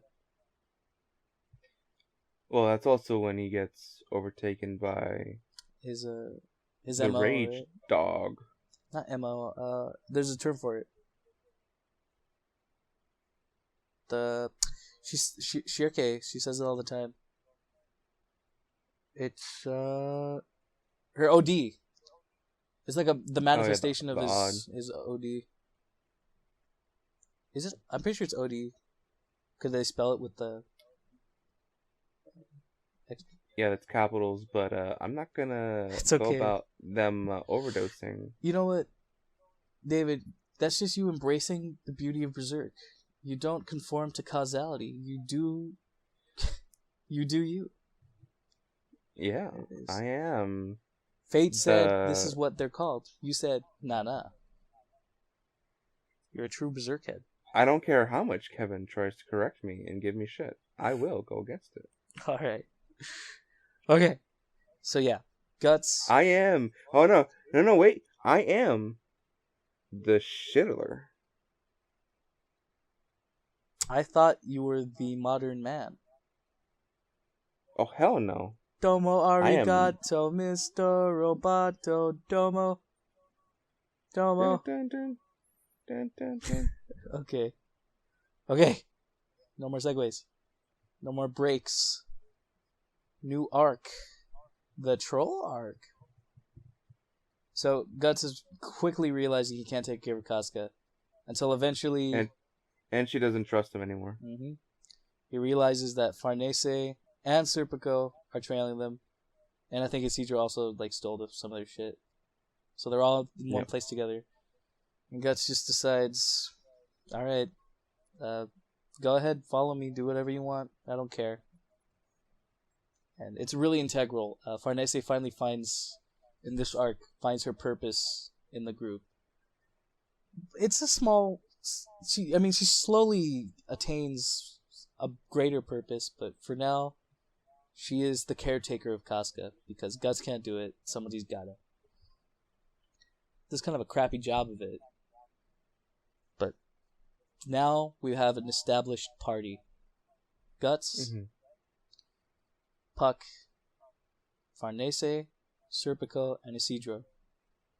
It has actually turned into D&D. I love it. I love it so much. But we haven't fully reached maximum D&D until we enter the Trolls. There is a character that I think she was actually introduced near the end of... or at the end of Conviction. But her name... Her name is Shirke. Shirke. I say Shirke. It's German. Oh. Some people call her Shirky. Some people call her Shirk. Shirky. That's even funnier. It's Shirke. It's a German trend. I don't expect you to say that. I'm gonna call her Shriek. Oof. Well, don't call her that. But yeah, it's a German pronunciation, so I don't expect you to actually say it like that. But a friend of ours, who I think you know what I'm talking about, he laughed at me because I didn't know how to pronounce her name. They're very aware of the German language, apparently. Yeah, he would. But yeah, Shirke notices this, and I love when she's introduced because she's like, the Hawk of Darkness has finally risen. It's like, oh, that's so good. It's the first time in the series someone other than Guts and Skull Knight have acknowledged that Griffith is fucked up. And I think, how do they get introduced? You know, there's things happen. They get attacked. Farnese fucks up taking care of Casca, but you know, she slowly starts to get the hang of things. And then eventually they meet this guy who's looking for this witch who can save the people. I love this arc. I love this arc so much. It's kind of like the info dump while also being like the most fun arc of Berserk, I feel. It's just fun, you know? I feel like this is the one chapter... I keep saying chapter. It's the one arc in Berserk...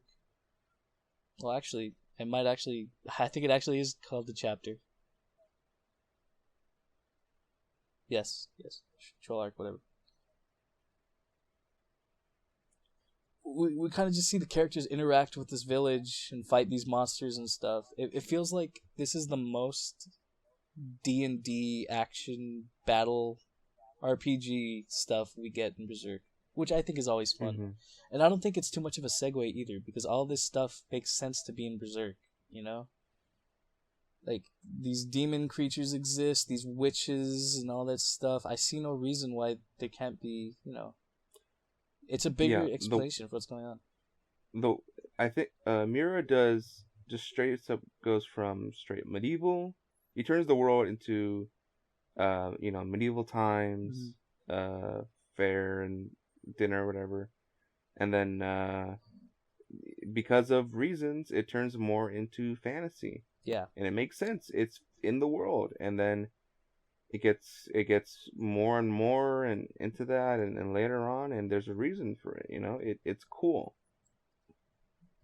I think a lot of people argue that it loses its grittiness because it's leaning more into the fantasy scenario, but I actually disagree. I think it adds to the grittiness. Like, we get these full-on, like, monstrous creatures. I mean, yes, we do get, your typical fantasy creatures, but there's also, like, way more disgusting apostles, demons, straight up dragons.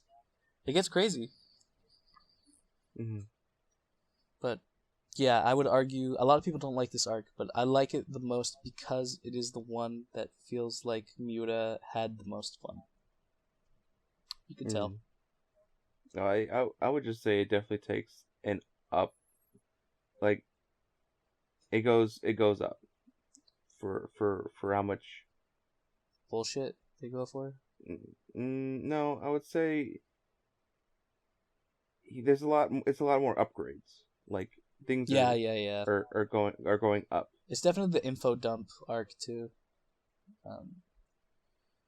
I'd argue that this is like Guts gains a squad. Guts gets armor, the magic armor. Guts has a magic user, and everyone proves themselves more. Everyone gets it's upgrades. It's essentially team exercise the arc. It's a really, I don't know. I really I'm trying to grasp exactly what it is I love about this arc. I can't really come up with anything other than that. It's the most fun. It's the most fun. And maybe it's not the most necessary. I mean, there's necessary things that happen, but I think it is, for my money, the most just sit back and relax and read Berserk. Because, I mean, for a lot of it, it was just mostly Guts' story, but now everyone...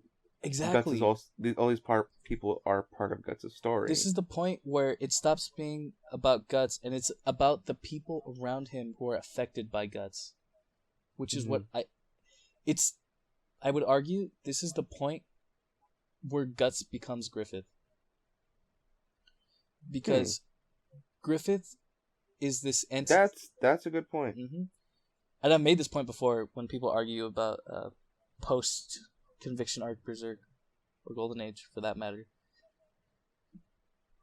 Guts, he spent all that time trying to be somebody, and he still hasn't really figured out who he wants to be, Now he has a goal, and he's reaching towards it. There's this guy named Griffith, and I need to kill him, and my girlfriend is dumb, and I need to save her. But, I mean, I'm being serious. That's his goal. He now has something that Griffith has, and because he has that, it's just a slow build upwards where he becomes this figure just like Griffith did. But once he reaches the apex like Griffith did, who knows what'll happen, That's why I really love these arcs going forward, because for every person Guts meets on his journey, he's closer to having his own band. And he learns more. He starts to accept more. He's basically going through the same thing he did when he was a kid. He has to go through letting people in again. And this is where it all starts, with the troll arc. But basically, this village is being fucking destroyed by these trolls, ethereal creatures that can only be seen by people who believe in them. And unfortunately for these people, they believe strong enough. But I think it's also because they live near a place that has a really strong OD. which allows them to be perceived easily, right? Yeah, it's more easy in their area, Mm-hmm. in the backwoods, because like they're less they're not like high about the rigid structures of the world like the church Yeah. areas. They're in the woods, They so there have was they have a church, but I don't think worship. it's as devout. Yeah, it's not like there's a worship of the church now, but there was before a It's not place to as worship the spirits. yeah. Like it's not as devout. Yeah, like you said. Yeah. I think well let's just go through it. So yeah, village being attacked by trolls, and this one guy, he's like, when I was younger, this lady in the woods saved me, and I'm gonna trying to look for her again, so maybe she can save my village. And that ends up being, oh man, Flora, Madame Flora, who is Mm-hmm. like a head witch, a really powerful witch spellcaster, very deep understanding of the ethereal world and everything that goes on within that. And she has this apprentice named Sherke, who is young, her student. How old is she? Like 11? 10? I think it's 10, right? She's really young. Really, that young? She's not a teenager. Shit. Yeah, I'd say I would think I don't know. I would think 11 or 12. I think 10, maybe 11. I think 10's a little young. Well, Citro's older than her, but he's not a teenager either. She's very young. I guess that's true. But she's like frightened by these people. She thinks they're bumpkins and like they don't really understand magic the way she does. But Flora pretty much just go with them. Like you're gonna guide them and you're gonna help this village and you're gonna learn, you're gonna give them things. It's like a test. It's a test for her to become her own witch, like a full-blown witch magic user. Yeah, because just with her whole life was being taught by Flora, and so she doesn't see value in what she could get from these people. Yeah. Because magic is so extravagant, so powerful. And like people swinging swords around, and or just being in religion that doesn't go with the spirits. Doesn't make any fucking sense. It's not even necessarily that the religions don't have like what the astral world is. Every kind of creature or idea that can be conceived exists in this world, but because of the human unconscious, or what the fuck is it called? Collective unconscious. There you go. That's why all these creatures exist. They exist, but they only exist as much as you perceive them. Right. That's how the trolls are able to come out, regardless of the fact that they don't exist, because there's a stronger pull to it. But man, fuck! Did I seriously lose my? Did I seriously lose my point? What was I talking about? I'm talking about Shriek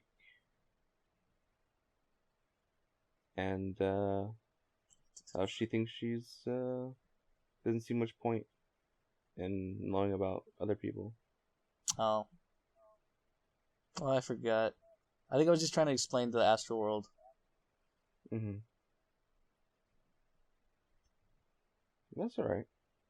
God damn it! It's too late. It's 2 a.m. It's a late time, folks. I like Shirke. Anyway, I would argue, honestly, Shirke is probably like 5th most important character at this point. Because we have Guts, then Griffith, then Casca, then Rickert, maybe Skull Knight, and then Shirke is clearly the secondary character Miura wants us to focus on when it comes to Guts' party. Yeah. Because we have Farnese, but she learns from Shirke, you know? Like, Shirke quickly goes from student to master in like a few arcs. It's really, I really like that too. That Farnese really has something to do. She really grows as a person. It's funny too because we don't talk enough about that, but I don't really want to. It's not that important. Okay. So, Shirky, you take the reins for a bit. Let you go. In terms of the recap? Yeah. So the guy leads them to the woods. They end up finding the tree with where the witches are, and they go against the golems. Oh, they have golems. And Shriek is like, get the fuck out of here. And hey, Guts, why didn't you gut the hell out of here? All right. And Flora is like, nah, they're good. Let them in. That's cool. Yeah. So they go in, and isn't she the one? She's the one that helped them earlier with the trolls, actually, right? Flora? No, Shriek. Didn't she help him with the Isidro? I think so. Yeah, that's how they got introduced. Because then Isido's like, "It's you, that one girl that sucks." He's still like that. Yeah. Go ahead. They're spatting between each other. It's like, whatever, fucking kids. I love them. And crazy kids. yeah, they get into the house. Flora's like, "Yo, I know your shit, Guts," and Guts like, "The fuck? Who the fuck are you?" It's like, I got a homie. He's got a skull. He said you're fucked up. I had nothing better to do, so I'm gonna help you.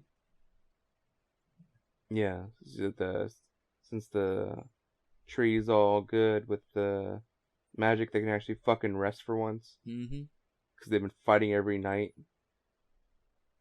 And then Guts has the brand, so it brings demons, so he can never rest. But that doesn't Shirke give him like a talisman that keeps it at bay? Right?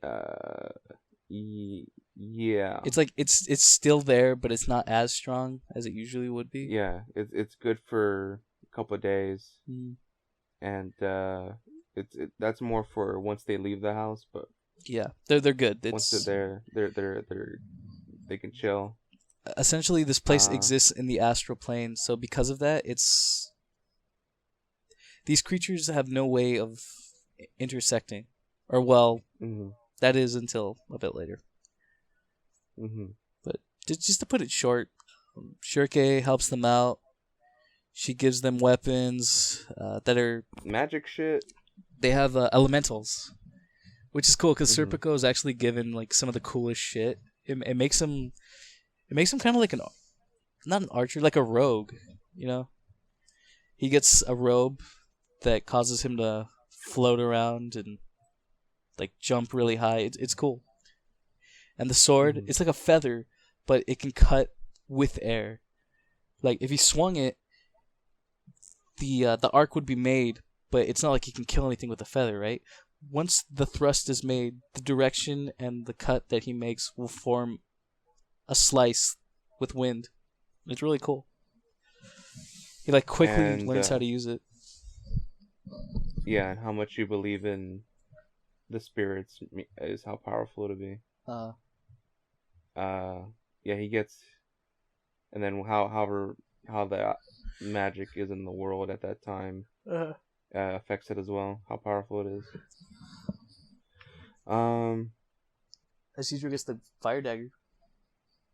Yeah, he gets the salamanders. And Guts gets nothing. At least for later. For now. He didn't want anything. And Farnese gets the silver dagger. And the chains. And the chainmail, Casca's chainmail, chain shirt, whatever. That Frodo shit. Yeah. Guts. Oh my god. So they get the stuff, they rest. Flora gives the deets to Guts that I forget actually right now. And Skull Knight gives the deets to Flora. Yeah. Yeah, it's important to note that they know each other and they're friends. Basically, because it's mentioned in this arc, I think Skull Knight is the one that told Flora that they would be coming and that she needs to aid them in whatever way he can. Mm-hmm.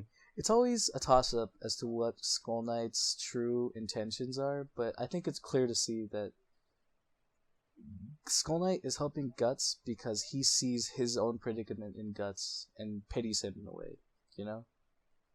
But he also sees Guts as the only... It's his... As a true way to get at the God humans. Yeah. Yeah. He also knows Void, so that's crazy. Who? Void. Oh, the guy hand guy. Like, honestly, we really shouldn't have to explain everything, because if you're listening to this, we expect you to have read Berserk.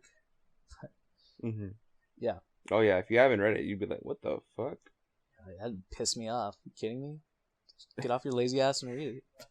Yeah. If you haven't read it and you're listening to this, tell us in the comments right now, and we'll go to your house and we'll bring Berserk. We'll kill you. And we're gonna Clockwork Orange that shit. We're gonna play. Fuck. Susumu Hirasawa while your eyes are like wide open reading the books. Why are you playing this amazing music? It's so good! Please, for the love of God, don't stop playing it! That's what's gonna happen. You're gonna be forcing a lot of things into your eyes. It's a sign from God. Hi-yo. Hi-yo. I would love to talk about Susumu, but nope, we're not, because that's not in the manga.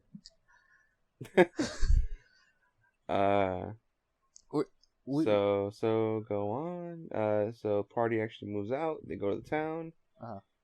The guy said he was gonna bring back witches, and the church was like, "Ain't no witch." Fucking priest is the like, church is like, "Yo, fuck him, nah, get the fuck out of here."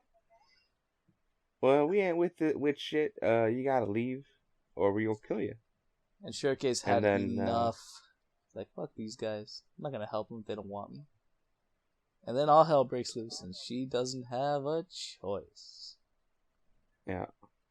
There's a lot of stuff that goes trolls on. Come. They help out. Shriek gets to show off a magic shit, protection.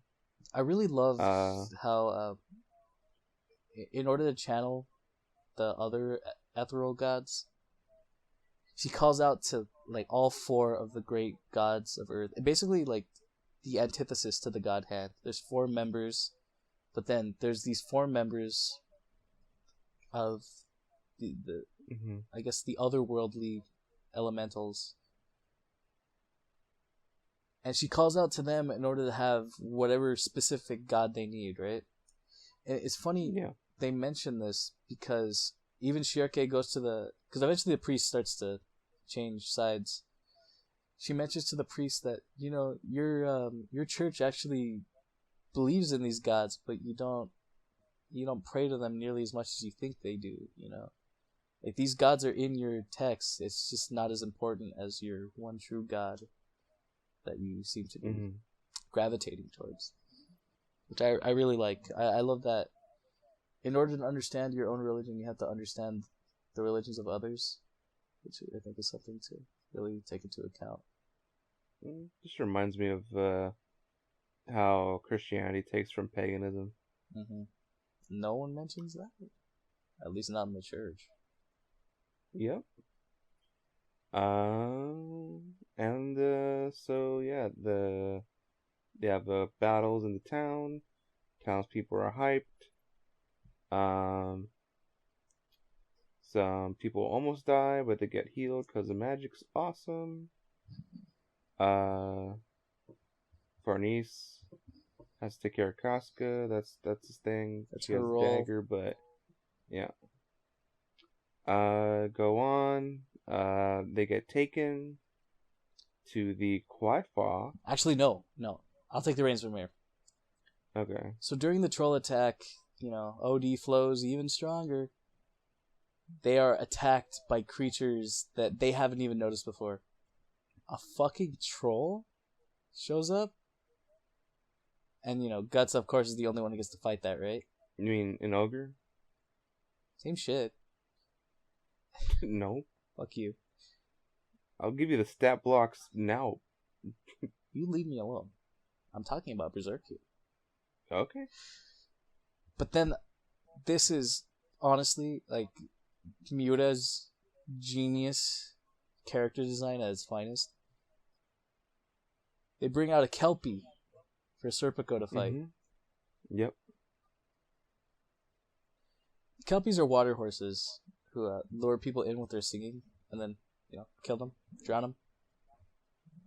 I love how he took that idea and he made it like so amphibious and aquatic. Like, okay, it's a water horse. It has like a newt frog head. Yeah, it looks like a frog. Webbed feet. I love it so much. And it's causing it to rain too. It causes a flood, which is important. Mm-hmm. And we're finally starting to get these creature designs that really pop out. So what happens here is, Guts and Serpico, they win, obviously. But because of the flood, Fardanese and Casca are caught in the flow of the flood. And they get sent to Cliffoth, where they get taken away to the trolls, by the trolls. That's after Shriek calls the water and actually ends up using it to get the puck. Oh, that's get the trolls right. Out. Okay, I so got that. She's partly to blame.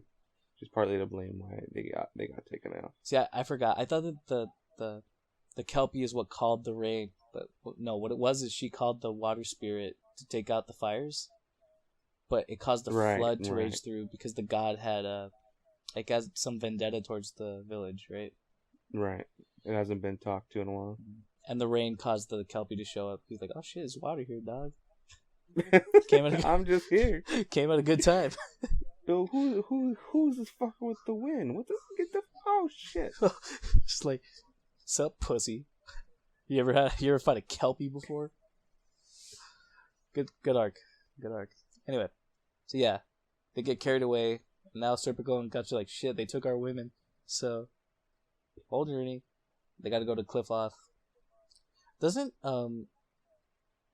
she astrally project through Cliffoth to find Casca and Farnese? Or does she use the mind thing? Because they can all speak through the minds because of something Farnese. Shirkei did. Yeah, they basically got TeamSpeak. There you go. A real RPG. They got Discord going, but only one way. Guts, hurry up! I'm getting pwned. Shit, that is not leet. So basically, only Shriek has Nitro, so everyone else is fucked. They only do it one way. If you do it enough, it gets better though. So you got to boost that server. Anyway, she calls out to them but they're knocked out. But she can see them. I think she does sense them. Like that's where they went. And they eventually wake up and go out to talk. But Guts, comes in. It's crazy too because what the trolls do is they'll steal the women of the village and kids, and they just have them there for sex, for rape. It's kind of like a chest burster thing where they'll inseminate them in the women, and then the trolls will just burst out of the body like alien. It's fucking crazy. Again, I love that creativity, Miura. It's fucking genius. He got that from Alien. By the way, do you remember the part where Guts gets his metal arm and he goes, "Whoa, that's groovy"? Yeah. That was originally not a reference to Ash Williams. essentially what happened is he finally turned in the first chapter for Berserk, and he felt like celebrating, so he went to go see Army of Darkness. Or it might have been Fun. Evil Dead 2. Yeah. But he watches that, and he sees the metal arm. He's like, oh my god. Oh my god, they're going to think I copied Evil Dead. Holy shit. Mm-hmm. But Miura loved the movie, so later on, when he finally got the arm, he's like, whoa, that's groovy. He threw that in as a reference to Evil Dead. That's cool. That's fun. What a nice dude. He loves American shit, man. Or I'm just Western. It had to have been Evil Dead 2 because that's when he makes the arm. I think so. I think so. Yeah. Or it could have been Army of Darkness. There's that sort of moment too. I think it was Army of Darkness too, because remember Berserk isn't that old. Yeah. I mean, at least from then. But yeah, if it was in theaters, it probably was Army of Darkness. But anyway, Guts goes in, saves the day, and this is the best part. The whore princess of the swamps finally, that's her name, finally emerges. I love that Skull Knight says it. It's so good. Slan, one of the members of the God Hand. There's 4 members we didn't even mention. Void, dude with the big ass brain. Slan, a whore. Rubik, floats around with them glasses. And Conrad, fat ass. We don't like Conrad here. Doesn't really do anything. He was the one manipulating the plague in the. That's why the conviction arc happened. That's right. Yep, that's absolutely right. But yes, he fights Slan in Cliffoth, and she has like this fun thing, and I love it because Guts thinks that he killed her, because you can't kill the fucking God Hand, but I think it's significant what happens in that fight because I think Guts. He proves a point that I'm not gonna let you guys do your shit. I'm standing up to you at every turn. And I think what he actually does is he stops her from...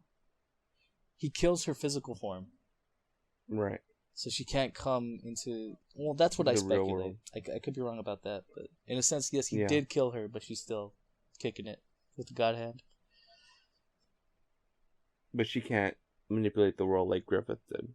Yeah, obviously. He's the king of the God Hand. The leader. So... That's pretty much the troll arc. Everyone gains something.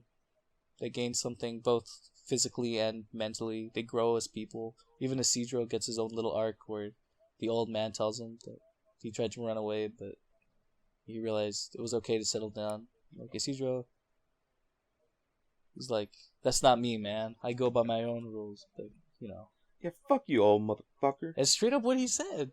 Like, screw you, old man. You sound fucking boring. But I think they do share a moment later, too. I really liked. Yeah. So now we have our main party. Because Shirke, after they fight the trolls, Shirke quickly realizes that something's not right. Guess who found the fucking magical witch tree? Fucking Griffith. It's Griffith. He's just smoking his cigar. Yo, that bitch is chilling in the fucking forest. You gotta smoke her out. It's like a fucking Chad. Yeah, fuck her. Fuck that medium. After that, I can't stand her. Sonya needs to die. Yeah. That's when Shriek saw Griffith is when he freed her. Ended up freeing her in that battle. Right. Really? Yeah, he made his appearance, and Sonya was one of the captors of Kushan. Well, but that's after. Yeah. Oh, I fucking love the Kushan Empire. No, that's before. I know, but just in general.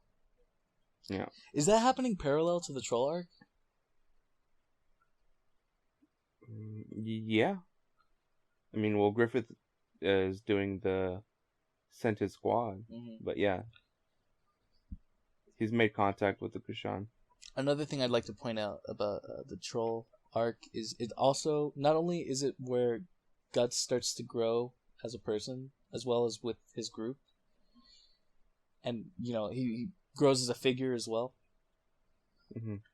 This is also the point where the manga ceases to be about just Guts and starts to be about Griffith too. Mm-hmm. So now it's like split in between. This is gonna be a weird comparison, but Archie had this big thing, the Archie comics, about Archie has two love interests, Betty and Veronica, right? Right. So everyone's like, who's gonna marry who? And it sounds stupid, but just hear me out. Who's gonna marry who? They couldn't fucking figure it out because nobody could make up their minds on who Archie was gonna get with. Mm-hmm. So they made two separate comics, one where he's with Betty and one when he's with Veronica. That's the way to do it. This is it. We have now split Berserk in half, where now it's about chapters with Guts and chapters with Griffith. Mm-hmm. And a lot of people get really upset whenever a Griffith chapter comes out. It's like, I just want to see Guts do something. If you are not excited about seeing what's going on with Griffith as much as you are with Guts, you can fucking stop reading Berserk right now. Because he's just as important to the series as Guts is. Berserk is as much Griffith's series as it is Guts. Like you can't complain when we're getting info from both sides. And what's going on with Griffith's end is he's fighting this brand new empire, the Kushan Empire. Mm-hmm. Fucking ruthless, trying to... he himself is an apostle. And that starts to be a big thing later. But we're building up, right? And who just so happens to be chilling with the Kushan Emperor? My homie Silat. Chilling with his ogre homies. I forgot their names. The Bakiraka? Yeah. It's part of the clan. Mm-hmm. And they're disgraced. They're trying to earn their way back into the ranks. But Silat, having a history with people like him, immediately detests the Emperor. And he's kind of going off on his own after a while. Mm-hmm. I think that's about as far as it gets before we start going into the next arc. Well, I want to say, though, that the Flora does give Guts the next goal. Oh, we're not done with... to... We're not done with the troll arc, so don't think we're jumping ahead. Go ahead. But he does. She does give Guts that Casca can be restored. Mm-hmm. It gives him hope. Yeah. Faith. Also, to go to Elfheim. It also gives him one of the biggest fucking stat boosts he ever got, while also being one of the biggest detriments. It's a cursed item. Yeah, but it's a good cursed item. And he's got the party members that work with him. There you go. It's like, yo, Guts, you can't use this item. It straight up just eats away at your health at the cost of your strength. Yeah, but Shirkei's a healer, so... so if I go in and she heals me, we're good. That's essentially what this is. Yeah, except he's losing his senses every time he fucking uses it. But anyway, basically Griffith sends one of his top tier apostles, or most of them, right? And his big boys. A lot of his big boys. His best apostles after to kill Flora, burn down the village, and kill Guts. But my favorite of the apostles that shows up, not Zod, fucking Zod, my man Grunbeld, who turns into his apostle form. Moonlight Knight, right? No, that's Locust. Grunbeld is the diamond dragon. Oh, the dragon dude. Yeah, he turns into the giant. And the whole thing about Grunbeld is that he can't harm him because he's just this giant diamond monster. It's he's powerful. But Guts, with the help of the Berserker armor. Dude, it's just... God, Dark Souls took so much from Berserk. It's funny. Dude, I'm fucking telling you, man. My friend outright refuses to believe that even a Fire Emblem took inspiration from Berserk. What? Have you seen Ike? I know, he's so fucking... He just refuses to believe it. I don't know what he's thinking, but yep. Ike is clearly Guts. Come on. Okay. Yeah. And then, Martha's fucking Griffith? Come on. He's a dumbass. Guts... Come on. Goes doggy style. That's And the he one way to put it. becomes- Okay. Essentially, what the armor does is it lets his feral OD, the dog form that lives inside Yeah. his head, take over, and he becomes. I actually have a figure of this. I have a figure of Guts in dog form. It's fucking badass. He has a bloody ass. Dragon Slayer, and it gives him enough strength at the cost of his body to actually wound Grunbeld, and it causes them to fall back because they don't realize just how powerful. Wait, what? Do they call back because Griffith calls them back, or because Guts wounds them? No, it's Flora. Remember, she lights the fire on the village, and it causes everyone to retreat, Mm. and it gives Guts and Shirke and all Gives that. everyone a chance to escape. Yeah. And that's pretty much the troll arc. It's the end of the troll arc and goes immediately into the Millennium Empire arc. Mm-hmm. David, we got to stop the recording What? and save it, and then continue a new one. Oh yeah. Yeah. Okay. Relax. We're not done. I can do this for a long time. But yeah, we gotta. What do I press? Stop.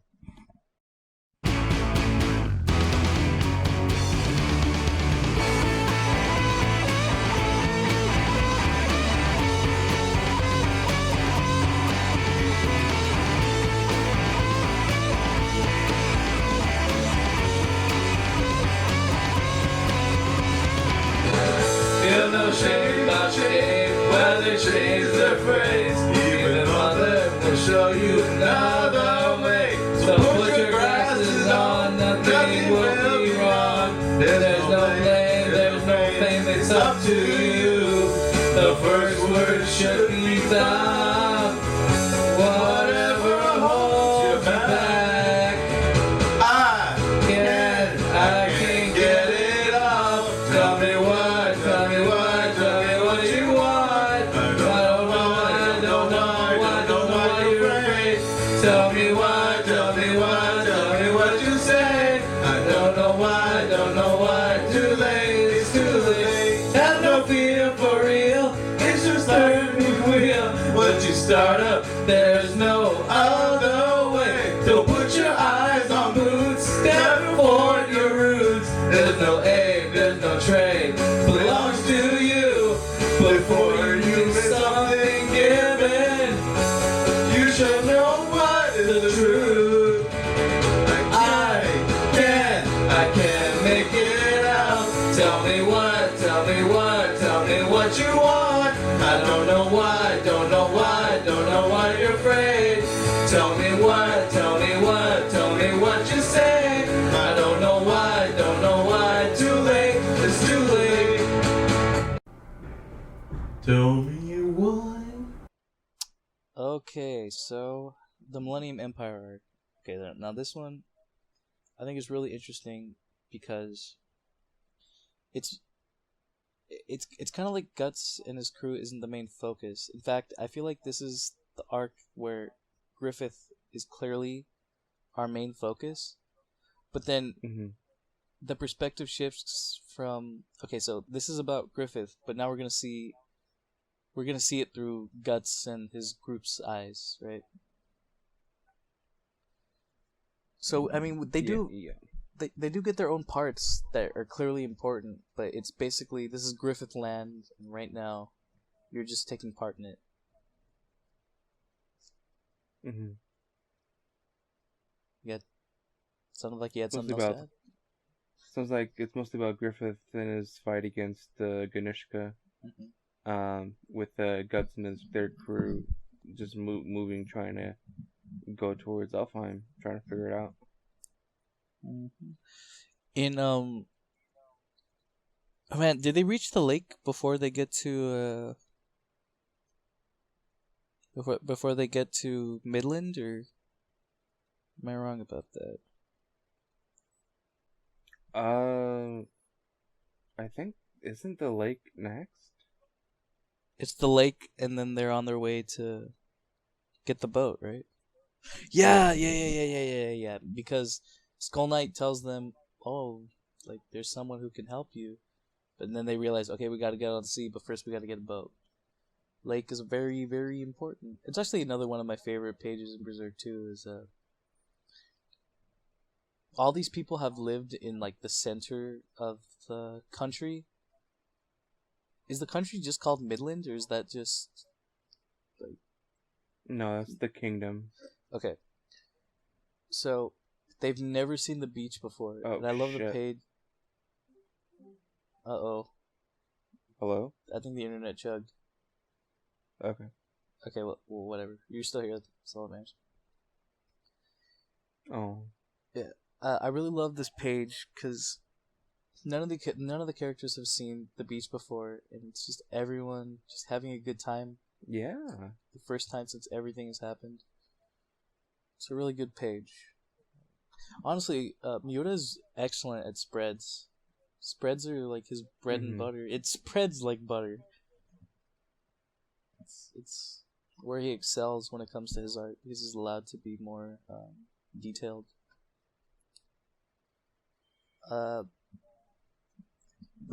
They chill. They stay for the night. They can't really go anywhere. Oh, we didn't even talk about Elf Girl. Who? Oh, you're talking about... Oh. Don't tell me her name. Don't tell me her name. Evalera? Yeah. There you go. She's whatever. She doesn't do anything. Well, after Guts gets his party, Puck is a lot. It just becomes fucking comedic relief, pretty much. I can't stand Chestnut Barely- Puck. Barely support role. Like, they do healing sometimes, but they're mostly around to do the gags. Like, Miura loves them. I like to Miura think loves them. that Chestnut Puck is non-canon. Really? And that only when he's in his physical form.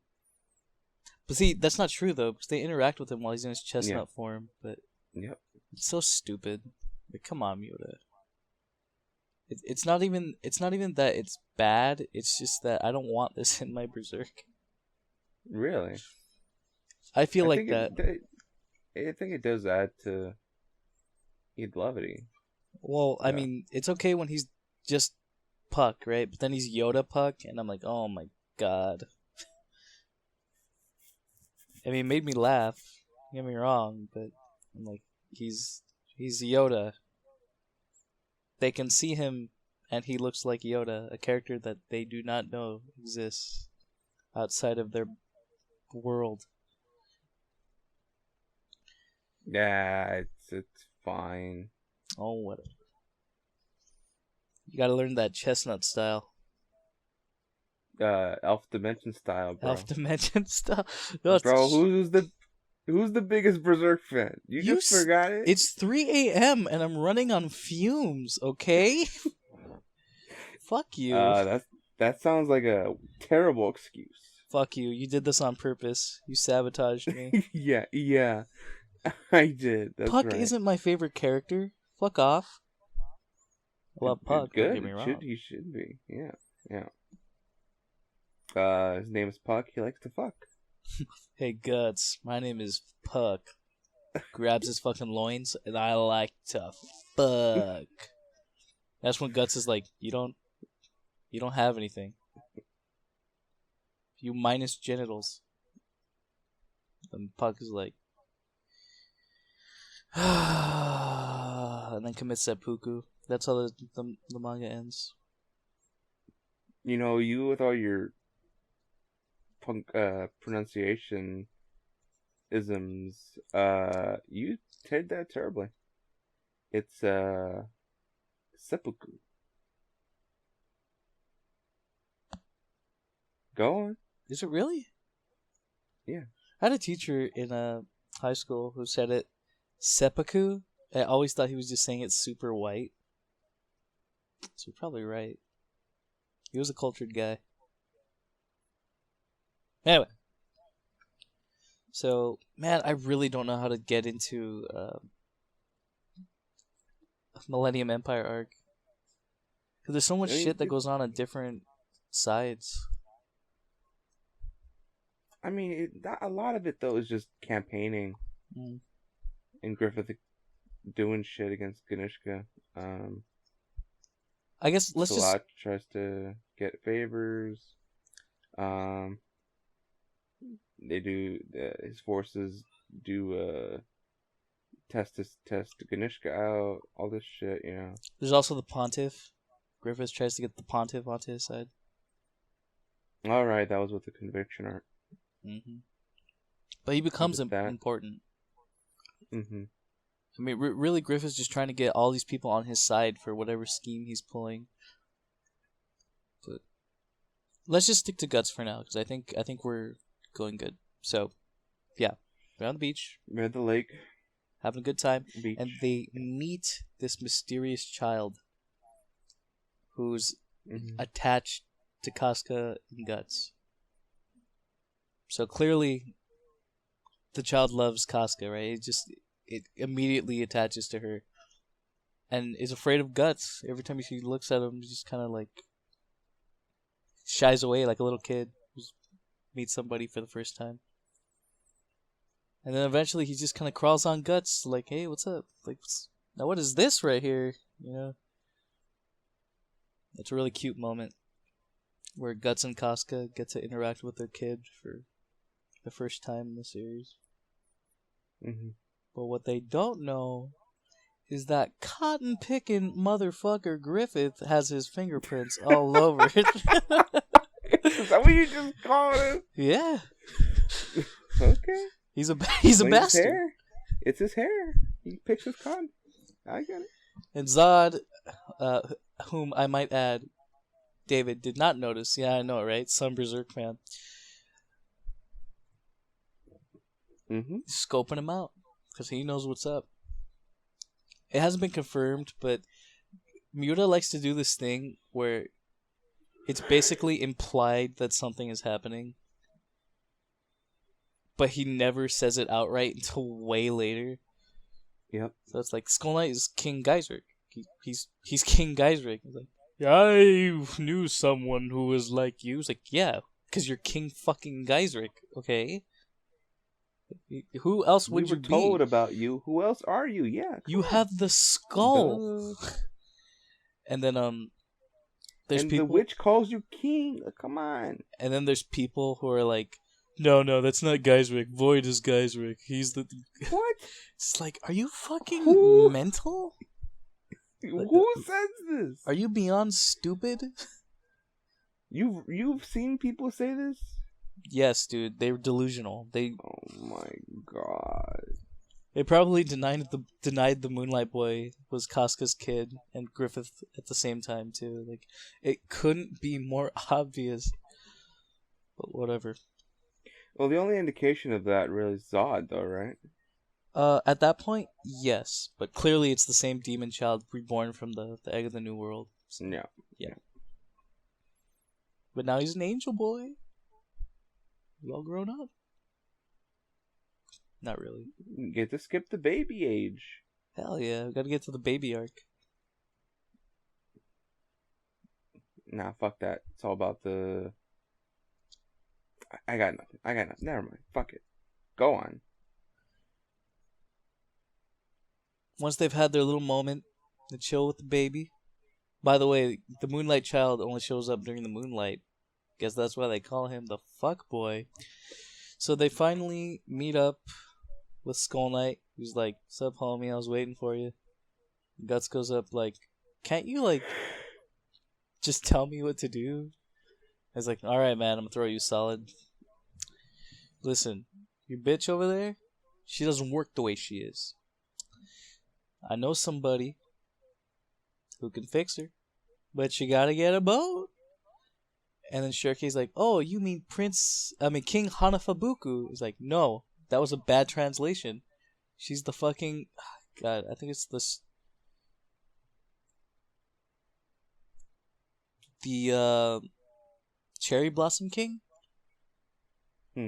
Yeah, that's actually... They translated her name literally, and then when they finally meet the character, they changed her name, so you have no idea who the fuck she is. Mhm. But yeah, on the beach, they call her King Harafubuku. But when they get there, it's the Cherry Blossom King. So just something I thought was interesting to note. Well, Hana's flower, Mm. Fubuku. I don't know. Well, I know for sure it's Hanafubuku.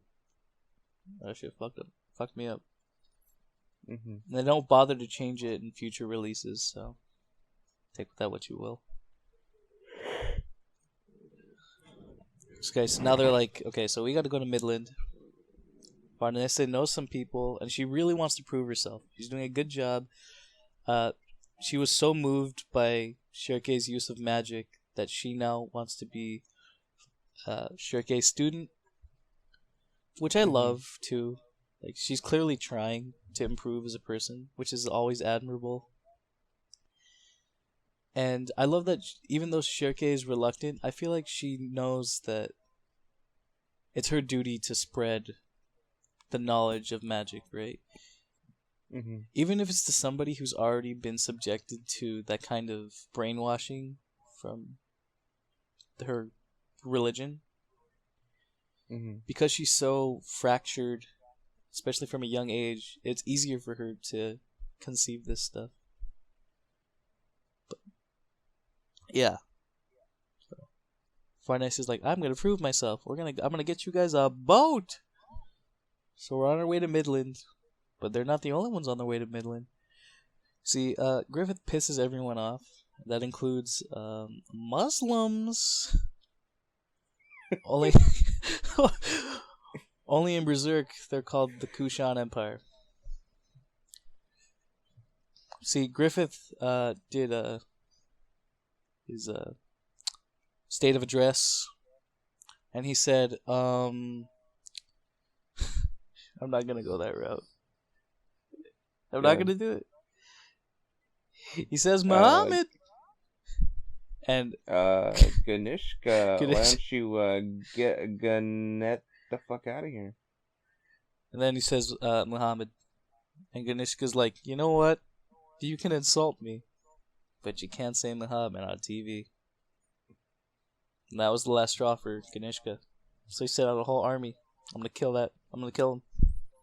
Can't badmouth my god. Mhm. And that's when Griffith's like, all according to Keikaku. So now he's got this fucking asshole king to deal with. And I fucking love the Kushan Empire and what Miura did with them. So Miura just loves taking every culture and meshing that into this world. So we've been in a pretty European setting for a long time, right? But with the Kushan Empire, we finally get a flavor of that Indian, Asian vibe that we've been missing from Berserk. Mhm. And I really love the familiars. I love the Daka. The Daka are so fucking ugly, dude. I love their designs. I don't know where he got the inspiration from them. Maybe like some sort of Oni. Mhm. Yeah, they look like that. But they're repulsive. The demon, and the way they're conceived is crazy. They impregnate women, drop the children. Essentially, they just get a bunch of Behelits. I mean, not Behelits. Apostles, and they put them all in one big vat, and they stick the child in that. And when the child comes out, it is just so corrupted by evil that it becomes this demon called the Daka, and that's their main fighting force alongside Kushan soldiers. And then there's Ganishka, who has this godly power. He's basically like, he's one of those dudes who was incredibly lucky with their apostle pull. Essentially, the gacha rates for apostles were incredibly high that time. Yeah. And he got, I mean, this is always an OP power, but he basically becomes a cloud, and he has like thunder powers, and he can appear wherever he wants. He fucking got it made, man. Like, if Griffith didn't exist, he'd probably rule the fucking world. Yep. But Griffith does exist. He's coming for you. I mean, it's been, what was it, 200 years since there was a fifth person in the God Hand? 1,000 years. It's every 1,000 years, 1,000? and someone. Was it 1,000? Yeah, but Or was it? It was. I thought it was 200 for something. I'm gonna ask you a question. So Yeah. we know that Silat is Kushan, right? Obviously. Yeah. Did you know Casca was Kushan? I've thought of it It was based implied. on her village, and of course her skin tone. Mm-hmm. Especially when I was wondering that when they go to the, you keep saying Midland. It's the, I don't think it's technically counts though, right? It's like on the shore. I don't think I would call it Midland because the whole thing of that is that they're away from Midland. Mm. But I forget what the town's called. Squeakerville. Yeah, sure, Squeakerville. So they're burning Kushan at the stake, right? Yeah. So I was wondering, wouldn't they might see Casca as possibly Kushan and try to burn her? But it didn't go that route, and I was wondering. I guess I didn't think about it too much, but that was a thought. Like, she would look like one. I guess because she's part of Griffith's crew that gave her some sort of clout. Or are you talking about in the conviction arc? Like, why didn't they target her out? No, I mean, at the point we're talking about, where they go to the harbor town. Oh. And they're burning Kushan at the stake. Well, like I said, she's with this group, so she's got clout. Maybe they think she's a slave or something. I never thought about that. But yeah, I would think she might be Kushan, because yeah. That's really worth mentioning. Yeah. Well, yeah, Casca's Kushan. Oh, that's right, because Guts got a taste of Bollywood. In her backstory, wasn't it that, or maybe it was Jill's also, but their village was always in the middle of armies battling and shit. That explains it. That's nice. Yoda thinks of everything except for why they didn't want to kill Casca. Yep. Shit. So yeah, I thought of that. I thought of it means I'm better than Miura. Yo, Miura, get your Asian ass across the globe and hire my man here. Okay. Okay. That works. You know what? I'd probably do a lot for him. You know, I could probably play Idolmaster and he can just make Berserk. He would be abhorrent to that. He wants to play Idolmaster. Yeah, but I could, do the other tedious shit he doesn't like. And more time for Berserk. I think you are dangerously... The only thing about Idolmaster he doesn't like is the loading screen, okay? There you go. Yo, Kentaro, it's the loading screen. I got you. Okay. So now we have this opposing force to Griffith, as well as our teeny tiny, itty bitty Guts crew. Strike crew. Hell yeah. Mario Star Strikers. Yeah! So, we got... I guess, do we segue back to Griffith now? Yeah, we could just talk about all of Griffith stuff until the part where going to the harbor town. Well, Griffith is building himself his own little party. He's already got like an apostle crew who, I guess you could consider. I mean, I take that back. But we got Grumbeld and Zod, who have been established already. Then we have Locust. Is it the Moon Knight? The Moonlight Knight. I don't think that's right. Whatever. The Moon Knight. Fuck him. He looks like a mantis and he looks incredibly stupid. But yeah, Locust is cool. I like Locust. He's like kind of like the main soldier of that crew. Yeah. Like there's Zod and Grunbeld, but I think he's the one who's leading that. He's the leader. Then there's Irvine, who doesn't really talk, but I like Irvine. And then, oh fuck, his demon form is cool too. And then there's Roxas.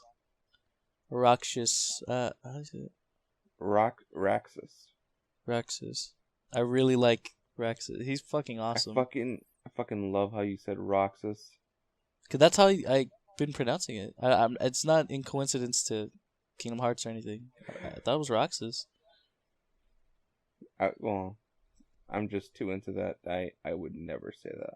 It's probably, and that's like, I'm all making fun of you because you don't say Faranese or Shirke, but I don't even say Roxas' name right. Anywho. Whatever, just call him Rocket Sauce. So no, fuck you, it's Roxas. Roxas. Ugh. So Griffith's got his apostle homies. He's like, I'm gonna need some regular homies too. So we got the Pontiff, and then we got Sonya, who is a medium, but she licks the fucking ground Griffith walks on. She's like Casca 2.0, only worse because she's awful and we hate her. Please die. Then there's Prince Mule, right? Yeah. He belongs to a kingdom, but he saw the glory of Griffith, and he was just so compelled by his power that he had to join. Who else am I? Put on Sonya duty. Yeah. Also, Griffith does the unthinkable, and instead of letting these Kushan bastards die for coming onto his precious Falconian soil, soon to be Falconian soil, he goes, "Yo, homies, fight for me, live like a king. Except not like me, because I'm the king." And they convinces the Kushans to join his side instead. So we got like this whole group going on. He doesn't kill the enemy. He reforms them to his side. That's how compelling Griffith's influence is. He's like Jesus' second coming. It's insane. And everyone is just so compelled by his beauty, his power, his influence. He's the real deal. Or at least to the gullible, or well, they don't know. The unassuming, he's the real deal. I mean, yeah, if you're just a regular person, you can't help because you don't know his story. You don't know what's happened. All you see is what's in front of you. And if this person is such a force to be reckoned with, but also cares about the people under him, that's something to really get behind.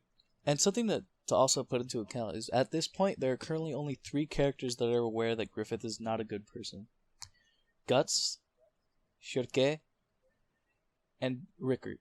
But remember, he can never truly hate Griffith. He knows, but he doesn't comprehend it. Yeah. So that's 3 characters. The only characters in the entire series that we know of that don't trust Griffith. So that's a big ratio, man. Like, these guys are fighting against the odds at every turn.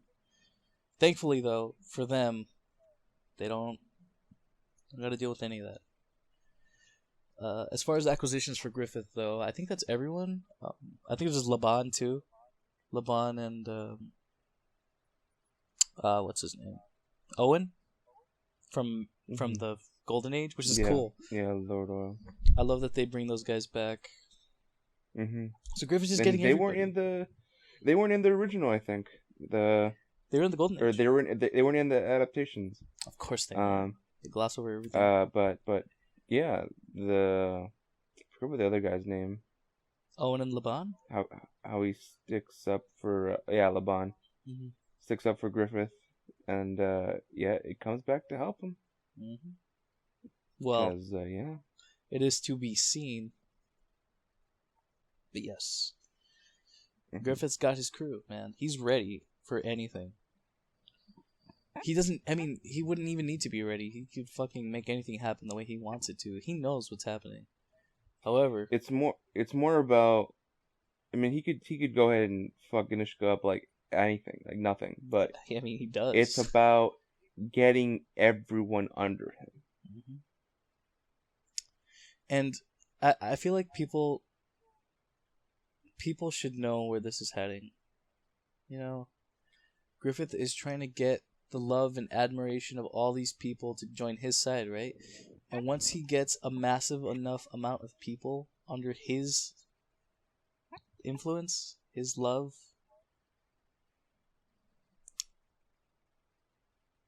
a planetary sacrifice unknown to mankind. That's where this is heading. Ooh. Mm-hmm. Interesting. Maybe. Guts said it himself, I think in the later chapters, but he says there's no ends to what Griffith is willing to do to attain what he desires the most. And he's not going to stop until he has everything. Mm-hmm. So where do you go once you've sacrificed an entire... what? Village? The world.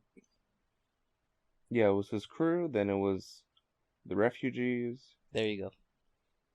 Yeah. He's gonna keep going and going until he can attain Godhead, dude. He already has it. But it's not the top. Yeah. He's gonna keep going higher and higher, soaring above everyone else until there's no one else to go over. That's Griffith. That's why he's got to be stopped. Hell yeah. But there's other people who know about this. We haven't gotten there yet. But I think that's good enough. There's not much else to say about Griffith. It all just breaks down to Griffith got all these homies and he's trying to stop the Kushan Empire. Mm-hmm. Now Ganishka is pissed. He's like, all right, we gotta stop him. So I'm gonna send my good guy Daiba to come in. Like you're gonna make these creatures, the familiars. They're gonna fucking kill everybody. And it's funny too, because I like how the familiars are just cartoonified versions of the actual animals. Mm-hmm. Like, it's just a tiger, it's just a leopard. I mean, leopard.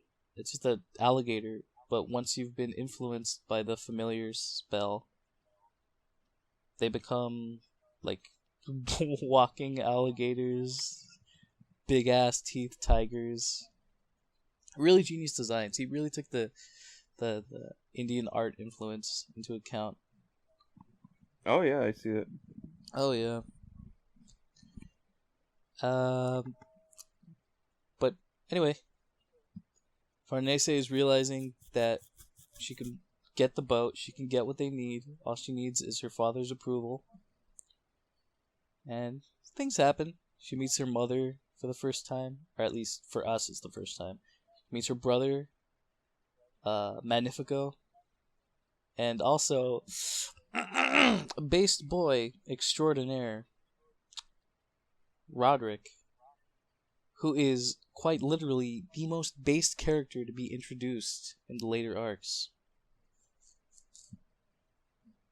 For my money. Yeah, he's good, but I wouldn't say he's anything amazing. He's just likable. That's it. Yeah. He's a good guy. He reminds me of that dude from Little Mermaid. What's that fucker's name? Joe? Prince Eric. Eric, I don't know. 7 legs. Or is it 8 legs? Someone out there will get that reference. So yes, she wants to get the boat. Daddy won't give her attention. Magnifico's like, I have a proposition, sister. And she's like, you just gotta marry this guy and I'll get you all the boats you need. But little did which is just one. little does Magnifico know is that Roderick is actually likes Farnese, as well as even her mother's like, you The difference between you and all of us is that you can't be influenced by your father's bullshit, and how like she admires her for doing what she does. Her mom was cool. Yeah, she's actually cool. And she wants to check out Roderick. True. Too bad. Roderick belongs to Guts. That's right. Join the Guts Bowl. We've already got like 4 contestants, I think. Griffith counts. That's 4. So anyway, Guts is like, so wait, where's Farnese? Oh, she's not coming back. And like Serpico's like, and I'm not coming back. Don't come after us, or I'll be forced to blah blah blah. And then he leaves. And Guts is like, so we got a boat, but we lost my girlfriend's babysitter. I want both. So. And then they actually end up losing the boat. Their boat ride. Yeah. So they have to go anyway. So Guts goes. goes. Casca burns the note to get the boat. Oh, that's right. Fucking Casca. Well, even more of a reason to have Farnese back. What does she burn the behelit? Mm-hmm. Dumb bitch. So Guts goes after him. He's like, yeah, we're gonna get through it. And then Serpico's like, bitch, didn't I tell you not to come after us? Didn't I tell you? And Serpico does what he does best. He fights Guts, but he manipulates him at the same time. Sorry, not Guts. He manipulates his surroundings to help stop Guts. Which is something I really... Guts is too strong. It's something I really admire about Serpico is every time Serpico fights Guts, it's always strategized. Like, he's always doing it in locations where he knows, okay, Guts, his weapon is too big, his swings are too heavy, take too long. Perfect here. But despite everything, Guts had him. And he realized there was nothing he could do. It's like, alright, I'll take you to Farnese. And then what should happen? Oh, God. Oh, well. Because he's not going to be getting good used to if he's dead. So. Yeah. Gotta relent. We're going back to that party. Magnifico's plotting. Roderick is checking out them titties. And Farnese is what? Oh, I did want to say, Magnifico just thought of Roderick as, part of a business thing. He's all about business and what he gets out of things. Yeah. So he doesn't care much about Farnese. Obviously. But Roderick just happened to be the guy that could help Magnifico, but he's actually a cool dude. He's like, something about me, Farnese, that you didn't know is that I'm into crazy chicks. And I want to get my freak on with you. There's a song about that. I Yeah. kinda did crazy chick. Yep, that's him. It was written by him. No, that's Ken Ashcorp. Anyway. Oh, fucking... Don't you bring up that heathen on my Berserk cast. Wait, what's wrong with him? Anyway. Okay. It's mine too, don't you dare. You don't... I don't want to be mean, but you do sound kind of drunk. You don't talk... What's wrong? Let's talk about... We're tired, man. That's... You know what? Drunk and tired... Sleepy is basically the same thing because you can't drive if you're too sleepy. You basically are the same state as a DUI. Just like Farnese, who you'd have to be drunk to try doing magic in front of a bunch of religious people. I mean, come on, right? So, while everyone's getting their thing on, Guts shows up, like, hey, babe, we're trying to bring you back. I need you to watch my girlfriend. And then who should attack but the Kushan Empire? Got them tiger claws. A really cool fight. Tiger style. The Wu-Tang come in. And the survey said, you're dead. You're dead. There it is. Get out of here. Bitch ass tiger. Guts smokes some. Farnese proves useful. She uses the snakes that Shirke gave her. Pretty based. Mm-hmm. It's awesome. It's awesome. It's a good fight for Farnese to prove herself. And something that's we haven't really mentioned, but Farnese is in love with Guts. She's idolizes Guts. Idolizes. I wouldn't say love. No, she's in love with him. She's jealous of Casca. Yeah, but it's not love. She's in love with Guts, and so is Shirke. God, dude. Okay, you all right? You fine. think the Guts You say Bowl what you want. isn't a meme? You think the Guts He's Bowl? building a harem. I see it. Okay. I see it. Anywho. So yes. Farnese compelled because Guts actually wants her back. He's like, alright, I'm gonna join your group again. And Roderick's like, well, I want a piece of that ass, so I'm coming too. And we'll take my boat.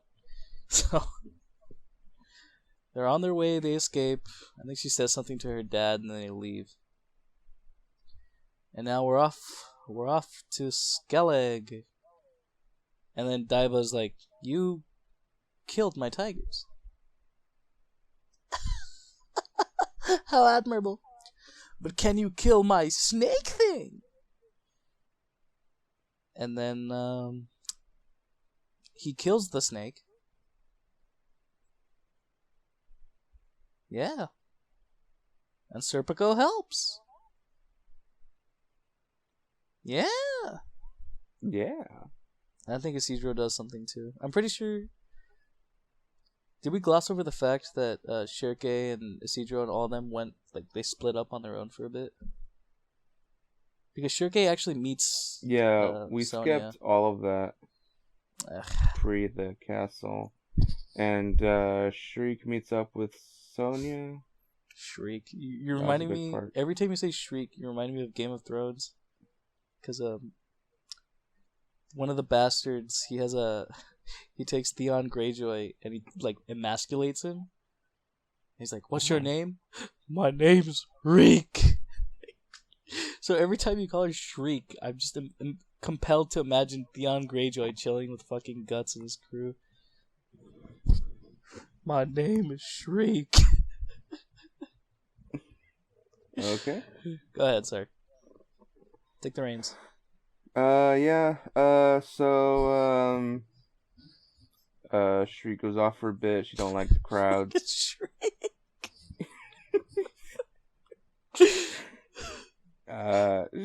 God, you all right.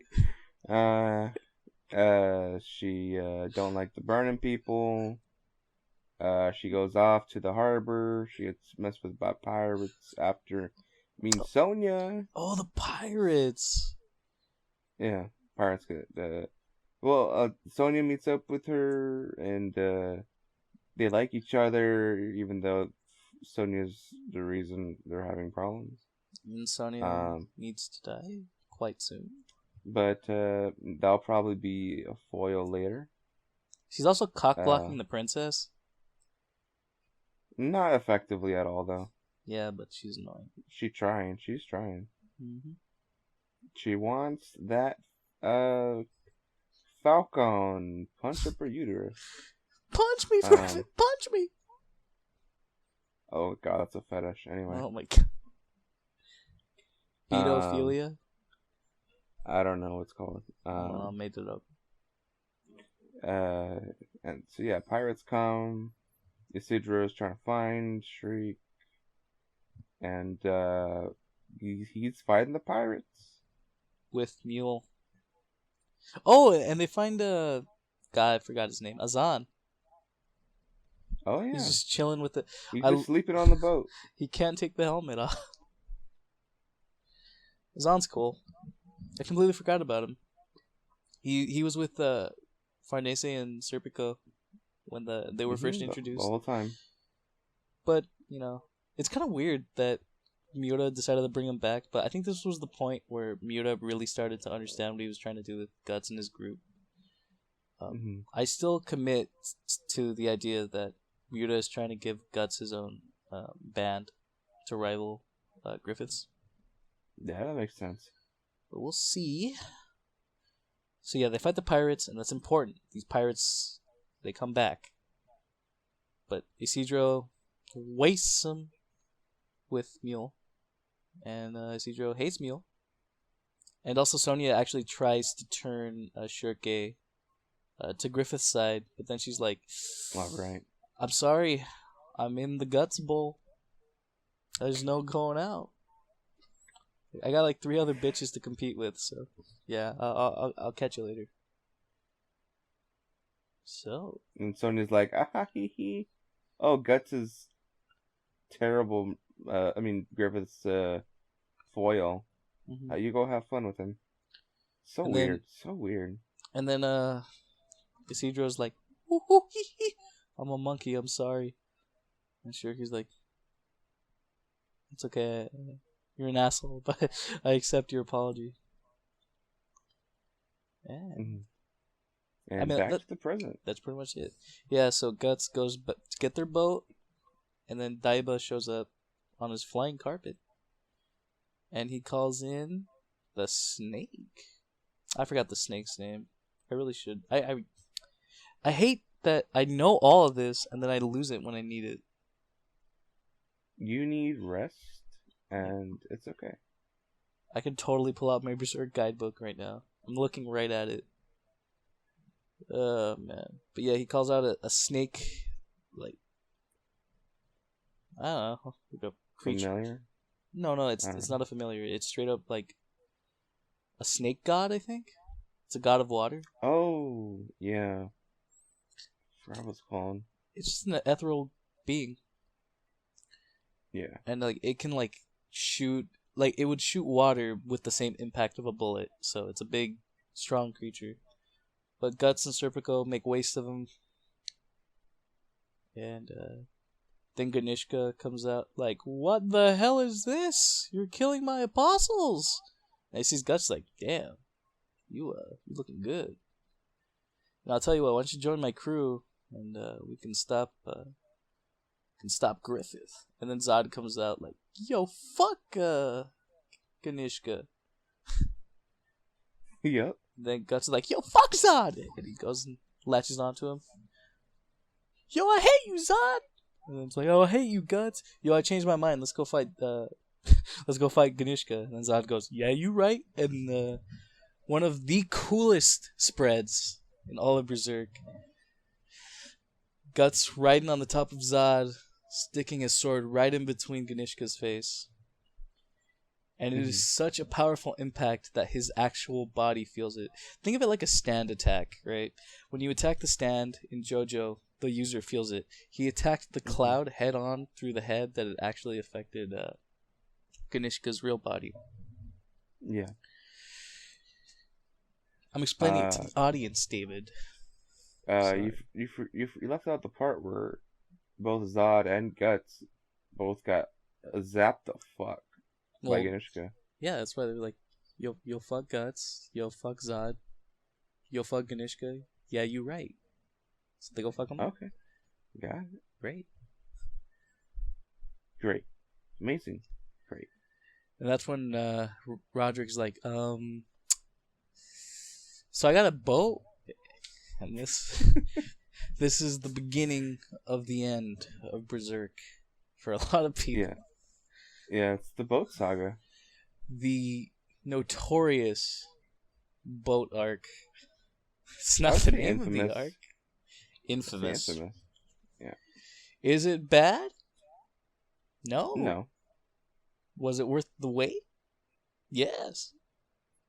Was it worth the torturous amount of wait? No. But it paid off. Yeah. So, now, we're basically in the Fuck Guts arc, because we don't see him for a while. Fuck Guts? Yep. Fuck Guts about it? Fuck Guts. Okay. Forget about it. Yep. Griffith takes the reins, and he's like, Ganishka's like, God, I fucking hate Griffith. I hate him so much, I'm gonna jump into my own demon pool. And his advisors are like, what the I think Daiba, right? Daiba's like, what the fuck are you doing? Well, Griffith comes first to be like, yo, that's right. I am here, right here, and what are you gonna do? You going to come with me? Does he straight up just like... Or you're gonna die. He straight up lands on his flotilla, right? Yeah. Yeah. And he's so compelled for his hatred for Griffith. He jumps into the Daka pool, and he becomes... After doing a pump fake on Griffith. Yep. He becomes something... It's kind of horrifying to think about. Like, I love this. Don't they call it, don't the Kushan call it Shiva? Yeah. He basically becomes their version of Shiva. Many-armed, branched, monstrous creature. It's just him. It's just all him. And he's dropping these root creatures from his feet. It was the... Oh. No, go ahead. The demon pool was like Daiba said it was like their own man-made Bailet. Mm-hmm. So he became that.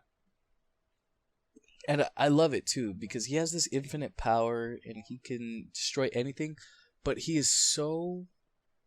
He is such... Oh, man. See, the words are escaping me. He is so beyond his own comprehension that he can't even, like, register the people around him. He's too big,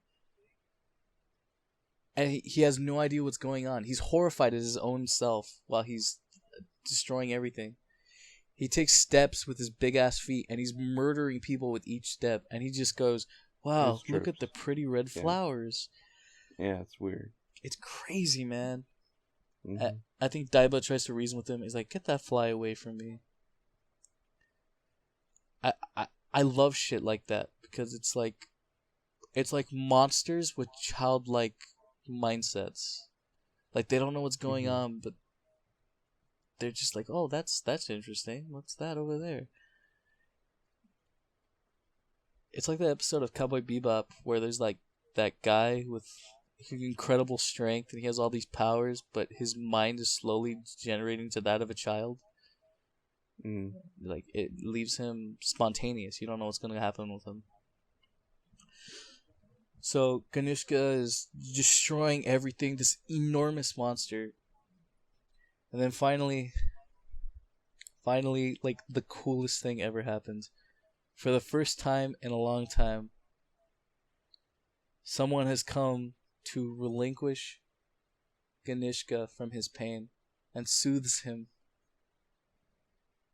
We're finally blessed with Femto as he comes to claim what is his.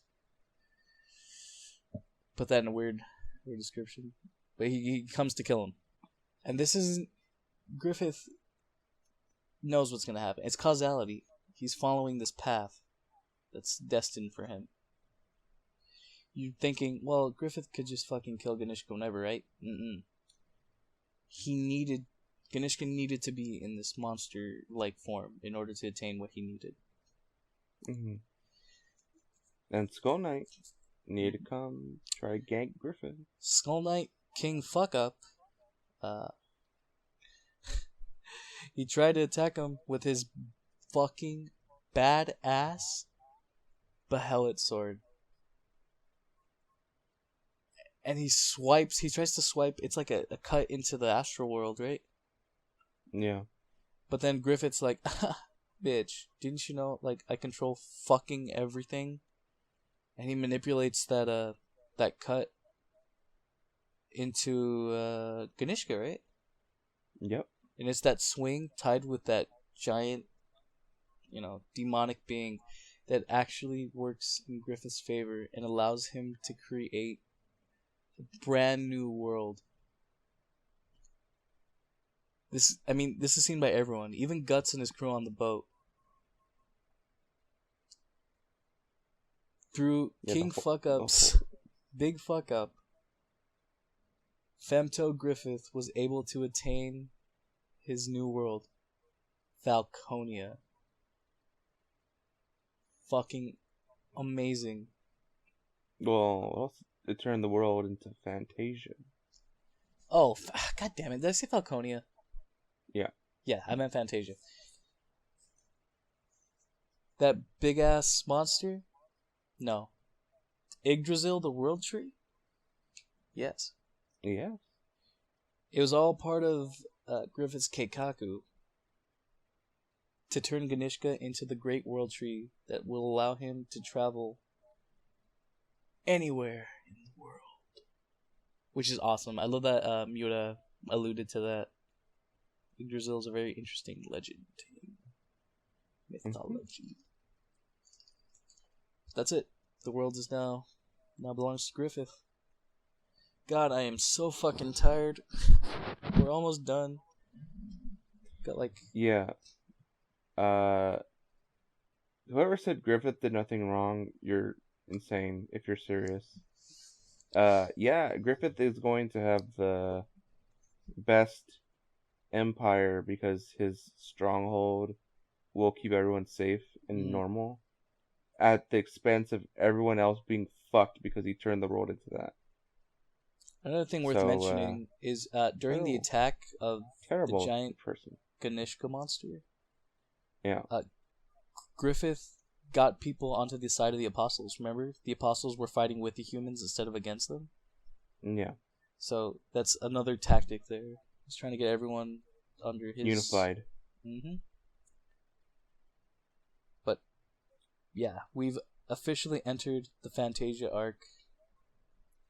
And one thing worth noting, from the world change, he was able to rise the old kingdom, the original Midland, from the ashes and turn it into his brand new kingdom, Falconia. And Falconia is... Well, hang on. Falconia is special because Midland, the original Midland, formed by King Gaisric, was so advanced it had its own waterways, sewers and stuff like that. So Griffith now has this kingdom that could not have been perceived by people, 1,000 years ago. It's like a haven. He's created this amazing place for everyone to gather. And I mean, if they didn't think he was God now, I mean, what are they gonna think now? You'd be Griffith. I mean, you'd be Guts. Yeah, you'd be part of the wrecking crew. But you know what? Mm-hmm. Right now, he's not. He hasn't even put the application in. Right now, he's on his boat. He's part of the seamen. He's seaman. He's just seaman. Mm-hmm. So now we've officially entered the boat arc. I just want to say, Falconia, some buildings look Greek, some shit looks Roman. Like you said before, pulling cultures, and none all of it this mix looks Asian. Okay, yeah. Griffith walked into Japan, saw the architecture, and was like, "We can do better." No. Make Falconia great. Make Falconia great again. Nah, it's the first time. Yep. I'll make Falconia great. Yeah. MFG. We got the muffuga hats. It just works. Just Photoshop all the panels. Muffuga. Yeah. Oh, man. You gotta be a motherfucker not to want to be a motherfucker. Well, then, your best boy certainly is a motherfucker. True. Can't stand him. But it's cool. Finally, we're gonna go to an island that understands that Griffith is quite gay. I mean, he kinda is. But, whatever. Boat. people didn't like the boat when it was Gatsu. happening, but it's a good boat. Let's shed It's light fine. onto why people didn't like the boat arc. See, Mhm. most arcs took maybe a year or two to finish. Yoda actually did something. The boat arc took 7 fucking years. Shit. That's why people hated it. But I'll never forget the day where Guts got off the boat because a certain website I browse, every board you were on, somebody mentioned Guts getting off the boat. It was a big deal. If you went on the anime board, they were blasting forces like in an infinite loop. It was a big fucking deal, man. I think that was the moment where I like maybe I should read Berserk. Like, I remember how monumental that shit was. But anywho, You only read it after he got off the boat? I read it after he got off the boat, but not immediately after. Oh. I think I started reading right when Casca woke up. Mhm. But we'll get into that later. Yep. So the boat arc is really quick to explain. I mean, they're on a boat and they're trying to get to Skellig. The crew fucks around with Roderick and his crew. Roderick being a based man as usual. And I mean, like, legit, Roderick is just likable because he's cool. Like, he doesn't do anything special, but he's fucking awesome. He's trying to help out. He rolls with it. Mm-hmm. He's a seaman. He just floats and tries to go through. I think it's funny that I defend him so much, but I think it's just like, it's cool if he doesn't do much. He's got a boat, and he knows his way around the ocean. That's his role, but he's still fucking cool. And he doesn't try to overextend himself. Like, he knows his limits. So he's always trying to be just part of the group. You know, he'll like, hey, Captain Guts, like, hey, let's just have a drink, huh? He's just a cool guy. Mhm. But yeah, so that's him, and he's doing his thing on the ocean. But then we got our crew. Guts is resting because his body's gone through so much shit. He's been pushing his body to the limits, right? He's always going in dog form and barely getting in rest between fights. So most of the boat arc is just him getting his wounds cleaned. And What do you think of his hair? He looks like Sylvester Stallone. I mean, with the white. I love it. I think it's cool. It looks great. I also, something worth mentioning, he gets his body, the more damage he does, the older he looks. Yeah. And something worth noting is once you get to the more recent chapters, he looks younger. So being somewhere that allows him to rest is actually benefiting his body, you know? And I feel like Miura knows that. But anyway, so all these things are going on the boat. Cedro is fucking around with the crew. Puck and Magnifico are plotting because they're stupid. Guts is resting. Is there anyone I'm forgetting? I don't think so. Azan? Well, Bernice is learning more magic. She's going into astral form. Well, before I get into that. Yeah, that's it. Go ahead. She's getting into it. Both her and Shriek are observing Guts talking to Roderick. And they both tune out. They both tune out. Sorry. Before Guts can say what Casca is to him.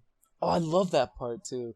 Yeah, so it's kind of sad, but yeah, they couldn't take the answer.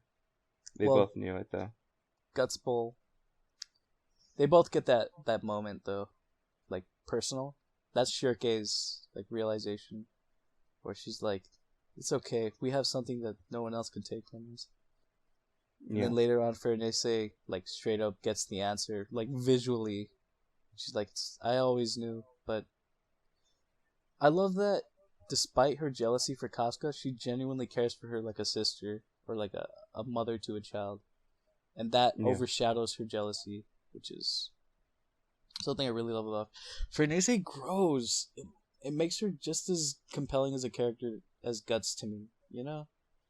Mm-hmm. Maybe she doesn't do much, but she grows more than anybody else, aside from our main characters. Okay. Yeah, her shell deteriorates, and so everything else can just be filled up. Mm-hmm. Boats.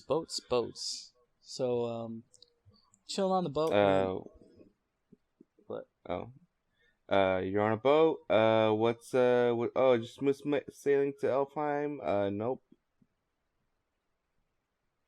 You got the fucking pirates.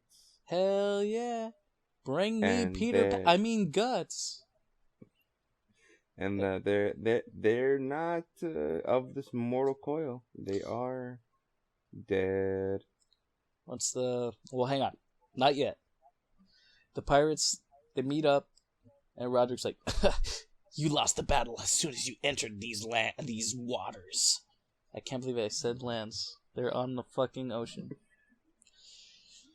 He's like, "All right, fuck them up," and they win the battle. Fuck pirates. Go to hell. Pirates are not in this year. Right, they fuck them up before they turn into the ghosts. And then the apostles are like, room for one more. And, yeah. Their ship takes a lot of damage from that pirate battle. So they're like, oh, we gotta hitch it at, like, some island. Like, hey, what about that convenient placed island over there?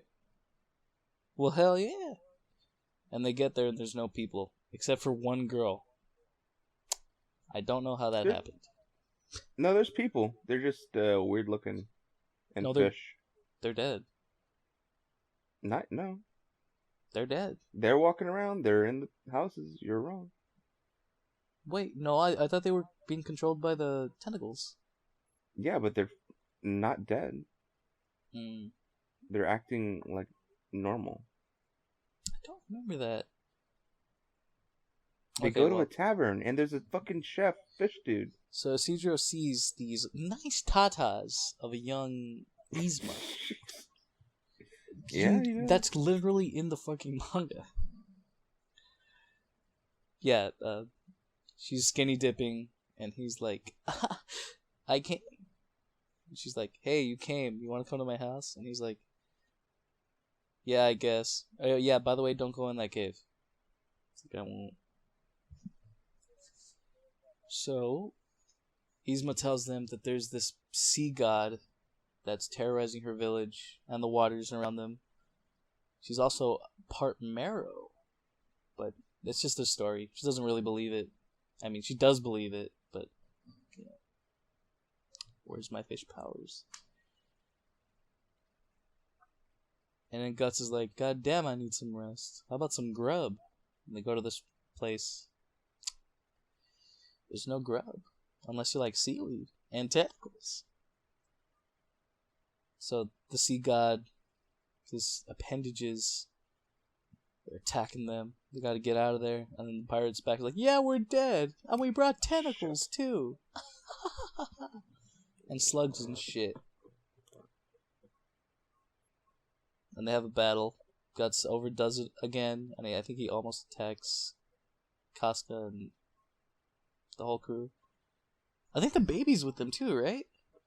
The Moonlight Child is the one that takes Guts out of his trance, right? Yeah. Okay.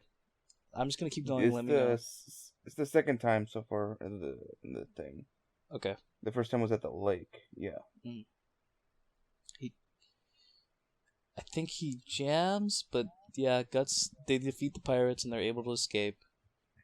And I don't remember if they're still being pursued. From that point, they are, right?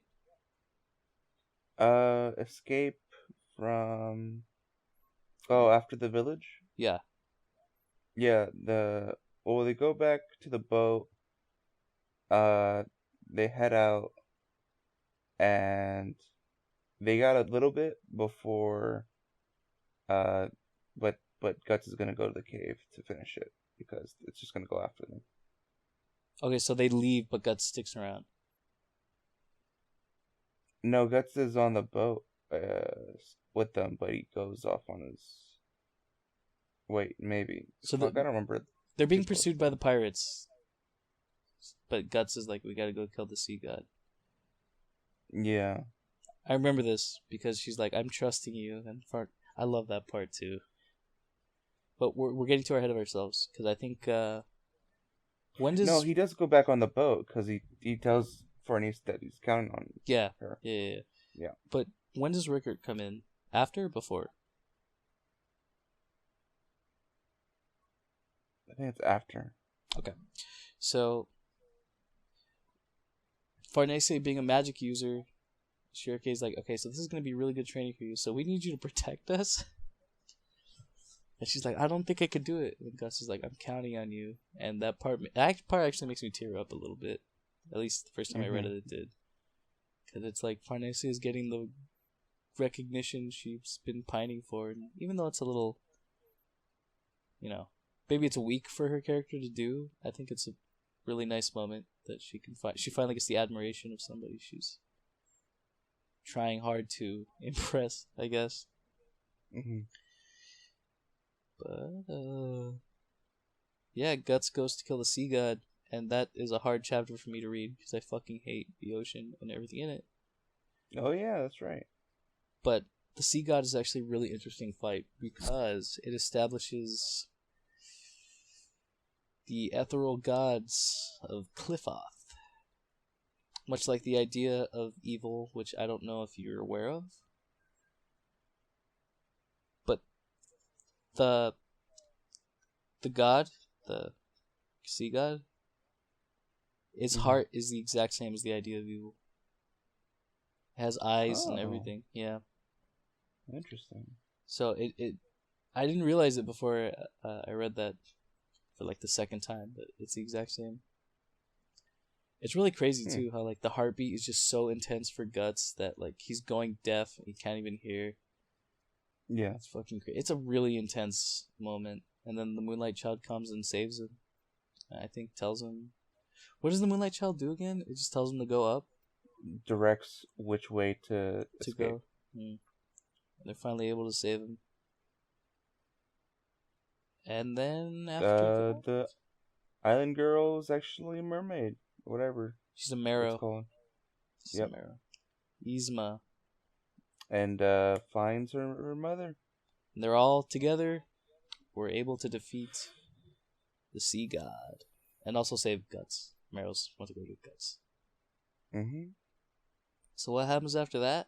A little arc I like to call Slap City. Yeah. So, Slap City. Slap City.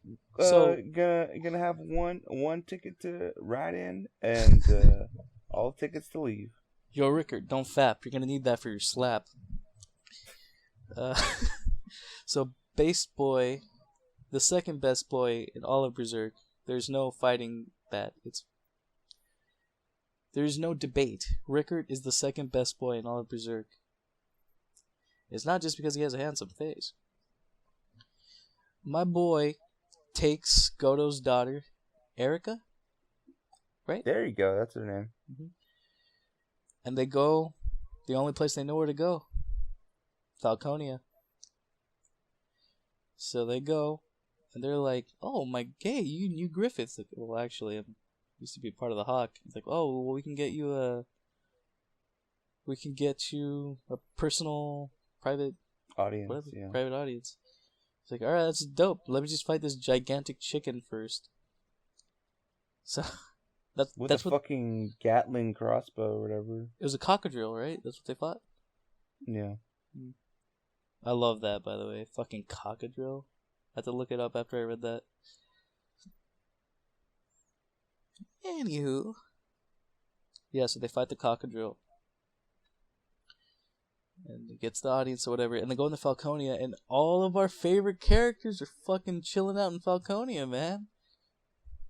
Oh yeah, Daiba. Hell yeah, Luca and her bitches. Mm-hmm. They're waiting right there. For Isidro to come cash in that rain check. Hell yeah. Cedric comes back like, I'm of age. And Luca's like, ew. Go away. Hey, you have to pay now. Yeah. It only lasted for 2 years. Fuck. Did you bring the coupon? What? Oh my god. You don't have the coupon. I feel like there's other characters we're forgetting. But yeah, it's a super, like, hey, those side characters, they're important. So we get Luca back, we get Daiba, Rickard, and Erica, obviously. Griffith's crew. I feel like there's somebody else who's there that we're not acknowledging. It's fine. Sealot. Oh, yeah. Sealot. That's true. But he comes in later. Yep. Love me some Sealot. But Rickard goes, he's like, alright, I'm gonna go meet Griffith. And then Locust is like, let me show you something real quick, homie. Takes him over to this Coliseum where all the apostles chill, and all they do is just watch other apostles kill each other. It's fucking awesome. I'm trying to recreate that in something I'm working on. But like, this is like the true nature of the apostles. If you can't accept that, then can you really accept Griffith as your king? Something along those lines, right? Mm-hmm. So finally, he gets his private. Well, that was audience. after. Huh? That was after the Griffith ceremony with the people's church. dead relatives. Oh, that's right. Rickard was there to see it. Yep. And that's some strong ass way to solidify followers, man. That's insane. That is some Jesus level shit. That's all Griffith can do is manipulate people. That's all he's ever done. I mean, what is he gonna do? You don't prove me? Dead spirits. You want to see Grandpa again? It is done. So, I have to wonder if that's real, though. You know? What do you mean? If that's their actual dead spirits. I mean, probably. Like, their spirit probably still exists exists in the can't speak. Right, in the astral plane. In the astral plane. So you could probably just pull them out. Like, regardless of the fact if Griffith Femto is evil or not, he probably still has access to all that shit, you know? Yeah, the tornado of souls. Yeah. But they're still suffering. Mm-hmm. They'll just see you for a bit, and then they'll go back to suffering.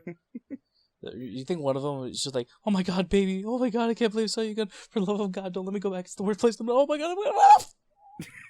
Yeah, dude, that has to be it. What the hell was that? What's wrong with my husband? Yeah, but he can't speak. Yeah, because that's the deal. You just see him. She's like, oh my god, I've missed you so much, daughter. Help me. He's looking right at me.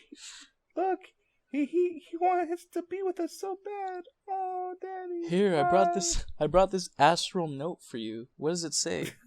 Help me? Griffith looks at him. Yo! Like, we're gonna have a special audience with him. And he gets his astral fucking homies to beat up this astral guy in this astral plane. It's like, yeah, I got homies in the dead world, dumbass. It's like a whole Godfather thing going on. I wonder if he's gonna reveal if anything like that is the case. I'd wonder. I mean, we got to get to the end. Yep. So let me see if it's. You gotta see if the people will see Griffith for the fuck he is. We'll see. Well, one person certainly did. He was finally convinced. Finally, Rickard is allowed his audience with Griffith. But before we get into that, I just want to mention that Erica is chilling with Luca, but also old man Daiba. Yeah. He's like, "Can you just leave me alone?" And she's like, "Nope." And he's like, "Oh well, shit. You're not useless. You cleaned. You fixed my shit because you're a blacksmith's daughter." Mm-hmm. That's how we recruit Daiba. Fix his leg. Mm-hmm. But enough about my balls. Let's talk about Rickard. Mm-hmm. Rickard finally gets his audience with Griffith. He says one thing to Rickard. Did you finally find... What does he say specifically? It's like, did you finally find what you were looking for on that mountain?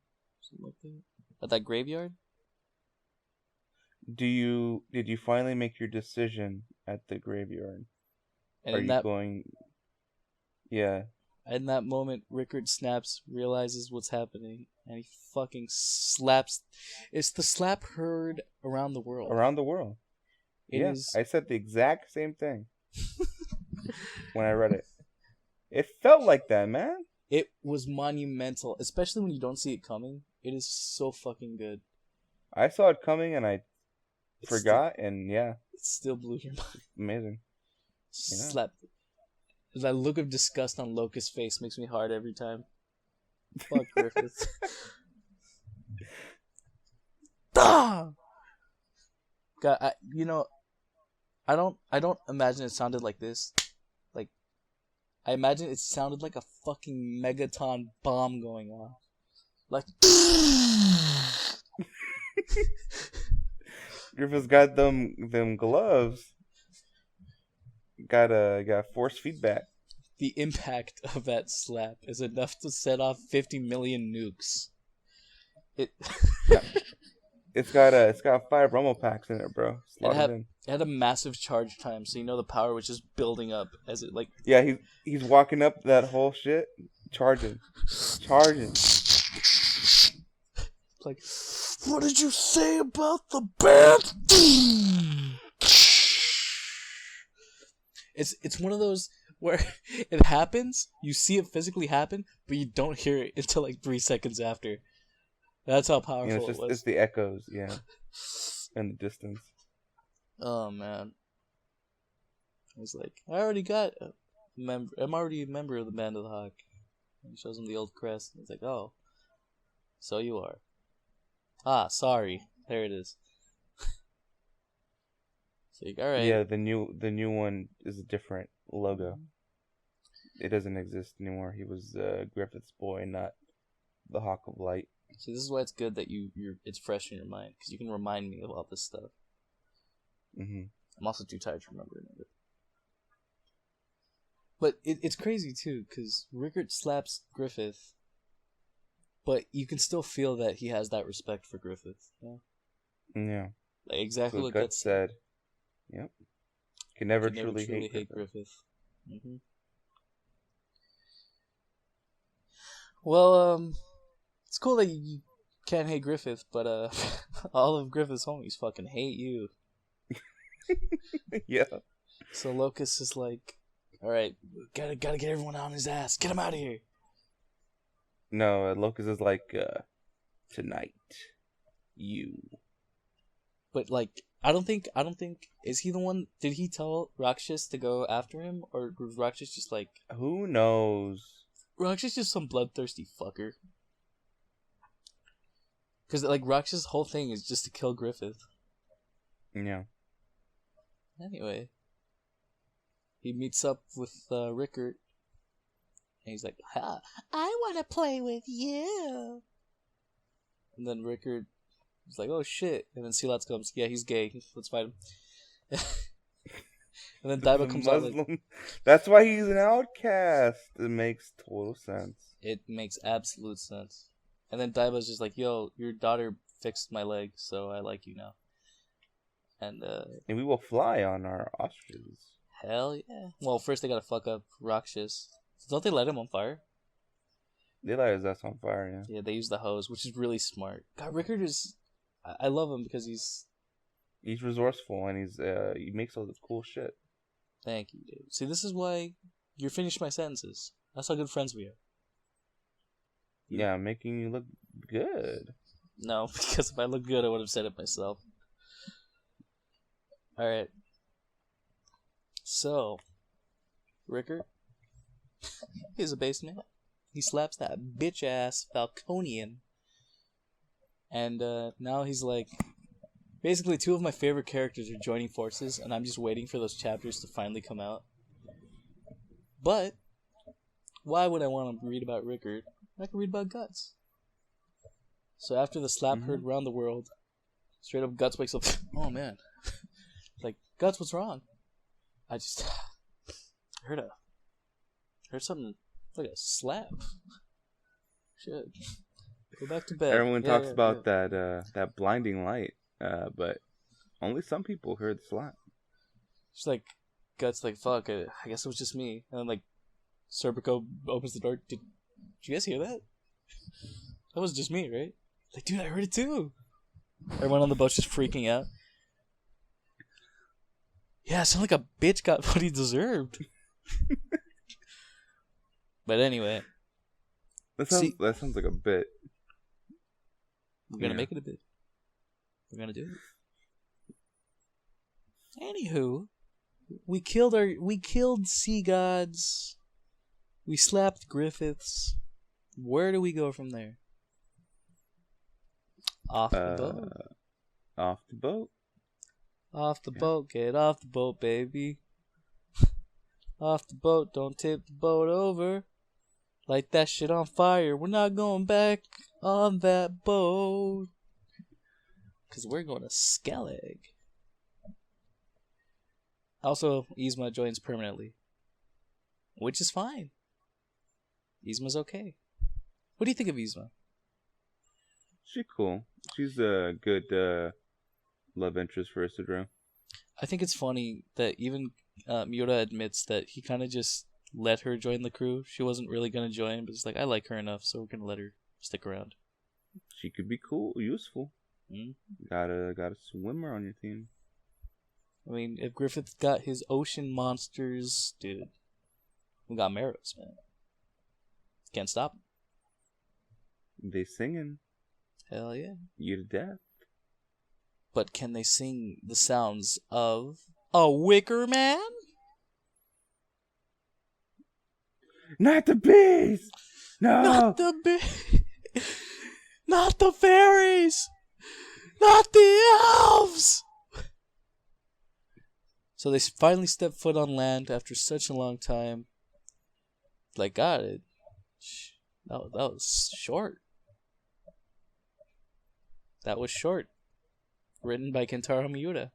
Only took 7 years. It was short. It was short, David. It was short. It was a short trip. Oh, that's... So they finally step foot on land, and the first thing that happens is they get attacked by a fucking wicker man. And they're like, "Now who the fuck did that?" And it was super sexy, very flexy Morta, who's a witch. And they're like, "Oh shit, there's witches." But then more little kid witches comes out. It's like, "Oh shit, Shurikei's got homies." And they're like, who are you, pumpkins? And then this fucking guy on a camel. What was he riding? Oh, I forget. Ox thing, maybe? I think so. He comes in and is like, "These guys are homies. Let's go back to the village." And I think he says like, "Oh yeah, we can save your girlfriend." And then Shurikei looks at Guts and his smile and optimism restored. Mm-hmm. I fucking love that picture. You know what I'm talking about, right? Yeah. It's classic. You sent it to me. It's a good moment. I think it's the first time Guts smiled in a long time. Mm-hmm. So, now we're on Skellig. We're caught up, man. This is Berserk. What happens after that? Well, they talk with the other main wizards. Skellig is basically Fantasy Island. Okay, every fantasy creature, every good fantasy creature you can think of is there. Every bad fantasy creature you can think of is just probably chilling around there. And then it's filled with witches who's trying to keep everything at bay, at balance. And also, time flows differently on Skellig. So it may feel like a few days, but it could be months even. So we don't even know how much time is passing in the real world while we're on Fairy Island. But they're there now, and now they're talking with the High Wizard Council about like, how do we stop Lord Voldemort? It's like, Griffith. And they go, so we know that you know Griffith and blah blah blah. And, so what do you know?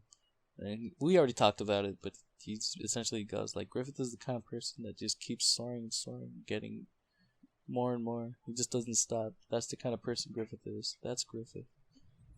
I love that part. And they're like, oh, holy shit, that's bad. And then Guts is like, well, this is all nice and everything, but when the fuck are you gonna save my girlfriend? Yeah. They're like, have some dinner. And Guts like, the fuck? She's I ain't still waiting for shit. She's still retarded. Can you save her, please? We have an ice pick right here. But then she's like, okay, I mean, Danan, this is her name. It's like, all right, we're gonna go meet the king. Takes off her hat, puts on a different hat. I'm the king. Oh shit! And then Puck sits on the throne, like a Chad. And he's the king. Yeah. Yeah. I am the king. And then Magnifico's like, go ahead. You can do it. Magnifico is all thinks he fucked up. And he did. He starts trying to apologize, and Royal Guard ousts Puck from treason. And now they gotta clean up dinner. Yeah. Very, Bastards. very light sentence. Very nice. Of all the members of Guts' crew, Magnifico is the most pointless, and the less of him, the better. Yeah. Anywho, so where do we go from there? King Hanafubuku, Cherry Blossom King Danan is like, yeah, I can save your girlfriend. We just need, 2 magic users. And Shirkei goes, and then she's like, I only see one. And an old haggy wench. And Farnese is like, oh. He's like, oh no, I was talking about Guts, but you can come too. So, Farnese and Shirkei are now on a mission to save Casca from herself. Yeah, you gotta restore her. These are some fantastic chapters too.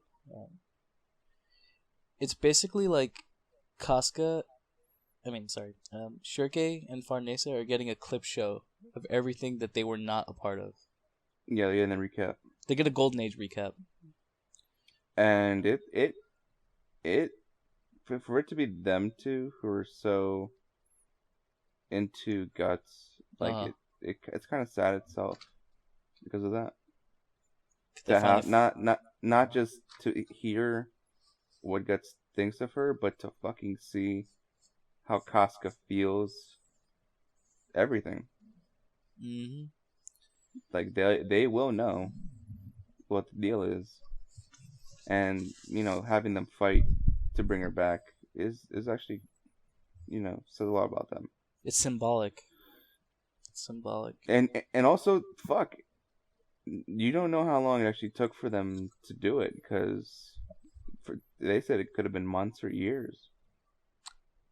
I think it took weeks. I think it took 1 week. I could be wrong about that. But how it felt to them. Oh yeah. You're right. Like, to think of doing that for years, fucking, even if it's just magic, Yeah. Fucking fighting goddamn femto demons. Yeah, fighting Isidro monkeys, doing Guts laundry. I mean, goddamn. Took ages. So much laundry. I love that. Farnese's dream is straight up just her doing laundry for everyone else. Yeah. But anyway, yeah, really, really, I mean, considering all the stuff we've been through, I think the Casca dream chapters are some of the best yet. Mm-hmm. There's a lot of recapping and symbolism, a lot of penis monsters. Yep.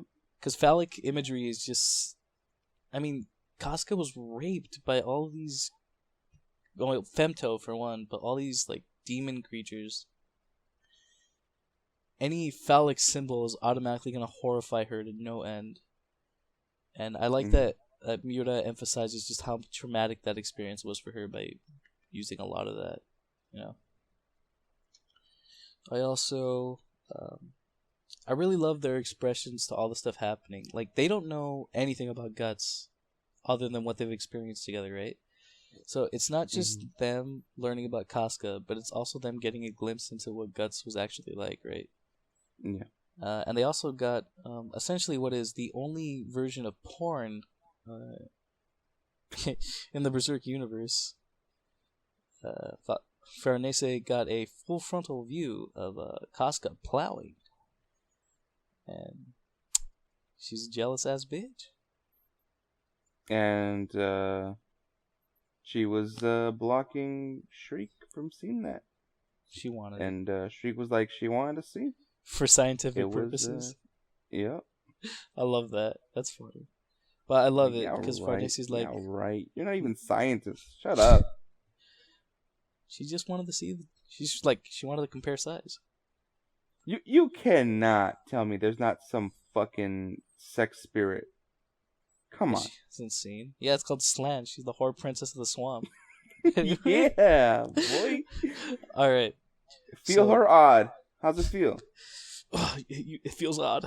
It feels pretty great. Anyway, I love that because it's Farnese. Even though she's jealous, even though she's upset that Guts has somebody already, she still feels a duty not to Guts but to Casca to restore her because, you know, that whole maternal connection, right? Mm-hmm. So, in other words, she, in some way, she is the enemy, but in more ways, she is her family. Which I love. I love that. And it doesn't stop there. But yeah, Shirke and... we didn't even mention, but essentially what this is... Casca is in fragments. Her soul is represented by this doll that they're trying to... piece back together. Mm-hmm. And every fragment has a different memory, and the further they go, the more memories they find. But the more dangerous it gets, because the hex that Griffith left on Casca is causing her to get tormented, right? Mm-hmm. And they're also they're being followed by a dog, a hound, who's supposed to symbolize Guts in Casca's mind. And in the doll is a tiny Casca. Casca. Yeah. Elaine. We'll call it Elaine. Oh, I guess so, huh? Mm-hmm. So, Farnese keeps Elaine around with her while Guts brings the casket with him. But they finally pieced everything together. They went through hell. They even pulled items from their dreams to help them out, like a giant Mozgus head, or I think fire wheel. And she even got a Fiora to help her out at one point. Mm-hmm. Which is really great. I love that they called back to the "we'll meet again in dreams" line she did. Remember? Yeah. So, what happens when they finally find the final piece, the heart of Casca? Fucker Griffith, Dreamworld Griffith comes out, and he's like, "Yo, fuck you. I own Casca, bitch." And then Guts goes berserk. He's like, "Hey, yo," he quite literally says, "Hey, yo, Farnese, you know that armor you were washing for me? I'm gonna need it." And Berserker Dog, which by the way I'm gonna need a figure of, Berserker Dog Guts, badass as fuck, fighting Griffith in this dream realm.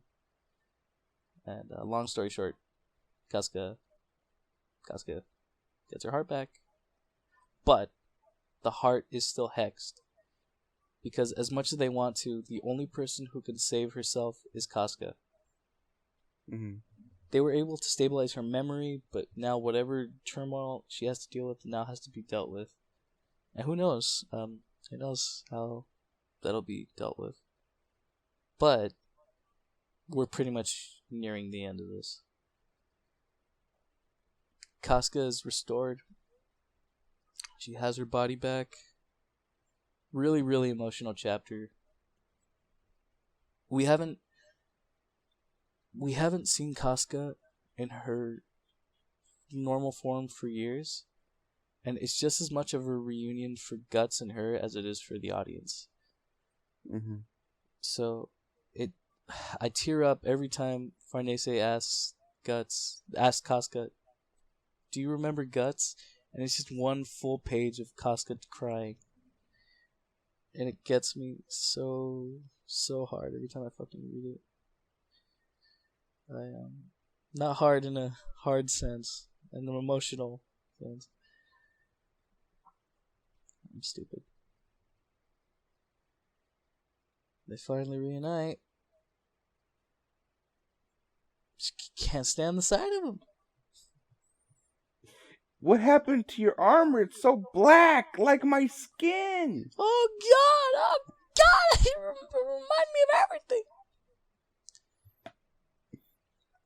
Part of the hex is that Casca cannot look at Guts anymore, or at least that's assumed. Yeah. However, we get a chapter. I think we get Griffith chapters after that. A little bit, yeah. Yeah, well, fuck. It's just Griffith's taxes, and we find out that Griffith is the Moonlight Boy.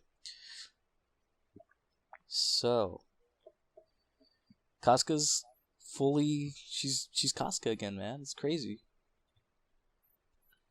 Yeah, she does training with everybody. She fights a Cedro, which is cool. Proves everyone that she's capable of helping each other. And another Farnese move that I loved was where she's like, "I promised you that you could see him again, and with those words we parted." She's gonna reunite them as best as she can, but she still can't see him. Shit hurts. Yeah, they were Hurts. talking for a bit behind a tree. And she got reminded of judo. Caused her to have a traumatic panic attack. It's crazy. Guts came out and she saw him and freaked out even worse. It's crazy And how... just that moment, the panel of Guts reacting to her screaming, it hurt. It's gut wrenching. I love that panel because someone made his smile and what was it again? This is how tired we are. His smile and optimism obliterated. I could love that one. So Casca's back, but she can't look at Guts. And that's basically where we are with Berserk right now. Last thing we saw... Casca is recovered, but yeah, she's just trying to get over She's gone what happened. Guts meets up with Skull Knight. And Skull Knight's like, "Yo, I got a homie who's gonna soup you up." And Go to the dwarf. We see the old lady witch that Morta likes. And Shirke is chilling with Morta, right? Yeah. Yeah. And then they go to meet up with Guts and Skull Knight. Well, no. And then Guts and Skull Knight meet up with a straight up, I think it's a Dwarf. troll? Yeah. Dwarf, yeah. Troll. The one that made the armor. It's either someone who made the armor or someone that is aware of what the armor is. But No, pretty sure he made it. we'll see.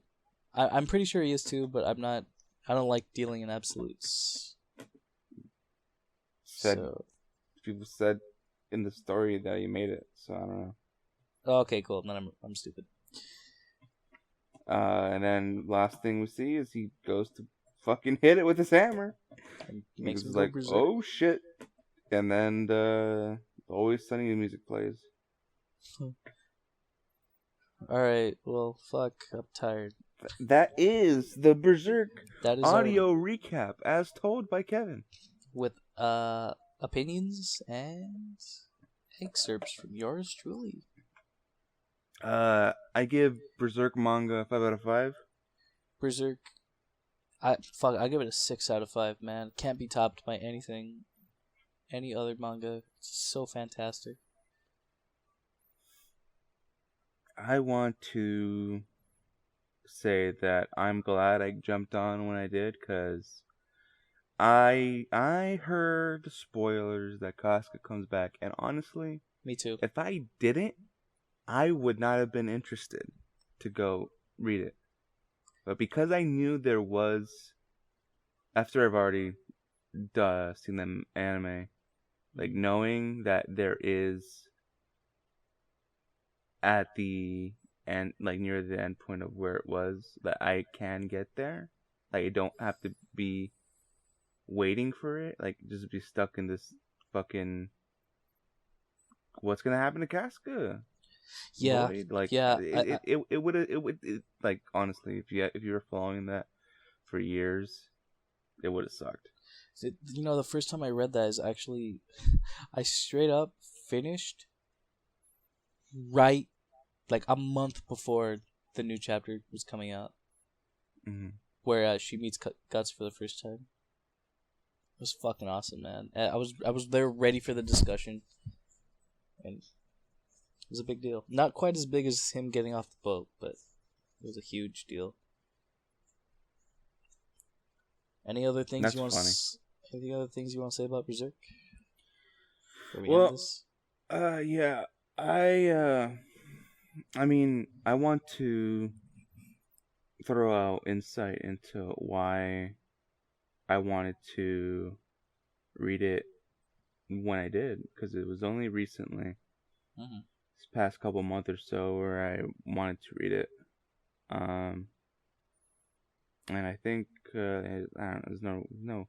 I'm fucking tired and sleepy and shit. There's no great way to say it, but I definitely do relate to Guts a lot in my life. For what I've experienced. I was trying to think of a character that has gone through similar things, but I was thinking Vash, and in some ways it does make sense. Because Vash regrets things in his life and tries to make up for it. So I think Vash is more I would consider more of like a role model. Like Vash the Stampede? Yeah. Okay. And from Trigun, and Guts is, I can just definitely relate to him more. Like, I feel like Berserk, more than anything else, like, I can feel, like, I know it's obviously not true, but it's like it was fucking made for me to read. You know what, David? You are not the first person to say that, and I know you know this, because I've had another friend who's like, you gotta read Berserk, you gotta read Berserk. And, not necessarily that they related to him, but the struggle of Guts helped them get through a really hard time in their life. And I guess, you know, it's all fantasy, right? Like, none of this stuff can possibly exist. But the way these characters are written makes them feel more human than any other manga, you know? Like, if it feels like reading Dragon Ball or something basic like that, is they're all just, like, tropes. They're all stereotyped and everything. And I feel like Guts, because he's so well written, and I mean, yes, he has tropes to him, but he's so well written, so explored, there's so much depth to him, that he's so relatable as this tragic character that's had everything thrown at him, like, just beat to shit. And a lot of us have been there, some more worse than others. But we relate to that because can you really say a time where you've never felt like shit, but you had to pick yourself up because you knew that there was more things to deal with, you know? Yeah, the struggler. Well, Go ahead. No, you go ahead. I really didn't have much to add, just that I think what Kentaro Miura does is it's a service, you know. He takes his sweet time doing it, but I don't believe he does it because he's lazy. I mean, maybe he's a little lazy, but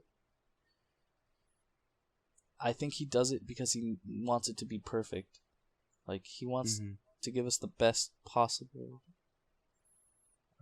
product, and I admire that more than anything. I could say from the bottom of my heart that I truly respect Kentaro Miura and his work, and I pray that we will get to the end soon, because there's just no story that can top this for me now. It's everything. It's everything. I can't say that it's everything for me. Well, I guess it's just harder for me because I think Berserk is just more personal, and in that way I can't attach myself to it that way. Like, I won't say a lot, but I guess, like Guts, I have been physically, emotionally, and sexually abused as a child.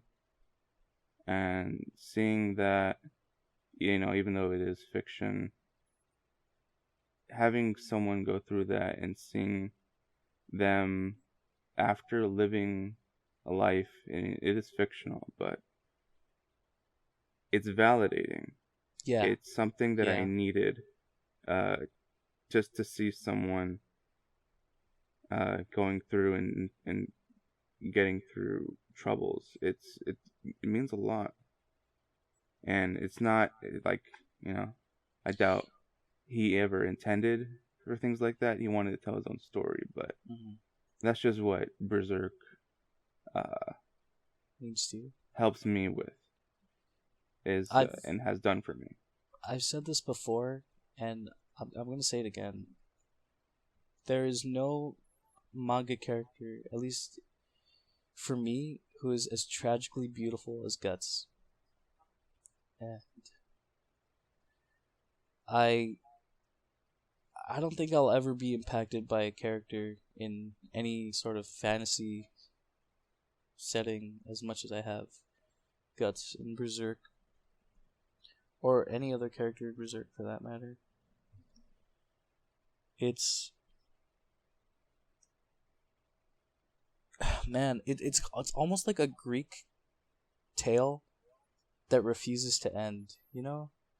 But, yeah, man.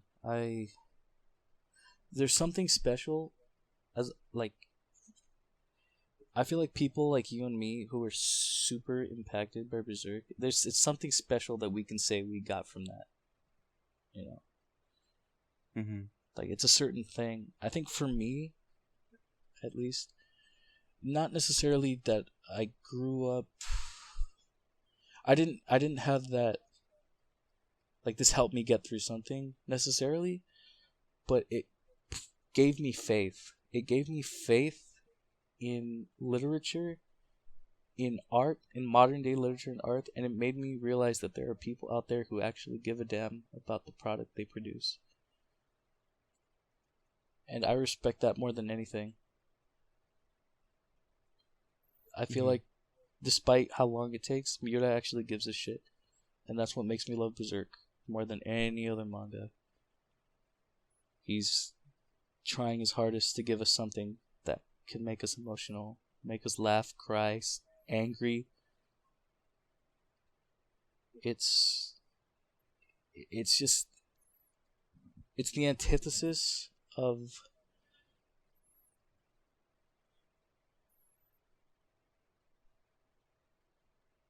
it is what every manga should strive to be. That's it. That's all I have to say. I would say that for where it is now, I'm fine if it ended that way. Me too. Me too. It's like Hunter x Hunter. It ended, but it kept going, and I'm okay with it ending where it is now. I think that's the it. fact that Miura's better production rate than what's his name? Hunter x Hunter guy. Yeah. Togashi. Togashi, there you go. That's crazy. Mm-hmm. Because of all the hype of the boat and shit taking forever. He's still taking Togashi's not doing well. Also, I just want to state that there are other really remarkable manga out there, but this is the one that hits the hardest for me. Mm-hmm. This and JoJo Part 7 were, I've had people like, I thought it was good. It's not the greatest thing I've ever read, and I respect that, but those two in particular hit the hardest for me. Can't top that for me. I'll get to Part 7 when I can. It's okay, man. Take your time. Well, this was fantastic, David. I'm really glad we did this and chugged through it. It's gonna be over 3-hour Berserk cast. Take your time, man. It'll get there. We'll get there. I'm gonna go berserk from editing. Oh my god, you gotta edit 2 videos together too. Oh, my neck is stiff. Look at the screen for fucking hours. Alright, everyone, whoever listen to this, thank you. And Read I'm Berserk. glad you like Berserk, because if you hate Berserk, it'd be really weird if you're listening to this. And if you listen to this and you still haven't read Berserk, shame on you. We're gonna find you and read Berserk, because you're doing yourself a fucking disservice. We're gonna form a Berserk circle. It's Berserkle? Yeah, it's gonna be a Berserkle. We're gonna Berserk all like we did tonight. We're gonna Berserk multiple days, however long it takes. Marathon. We're gonna Berserkle until your Gurkle is Durkle, son. We're gonna get Guts. No, fuck that. We're gonna get Ricker over there to go slap your ass. So. Well, he'll slap your ass and he'll slap your face. Which one's least enjoyable? It's up to you. Yeah, whatever you're into. Alright, I'm starting to hallucinate. Things are blinking. Should probably go to bed. Alright, good night. Good night, guys. Good night, people. Good night. May your dreams be unbranded. Read Berserk. Alright, I'm gonna stop it. Yeah.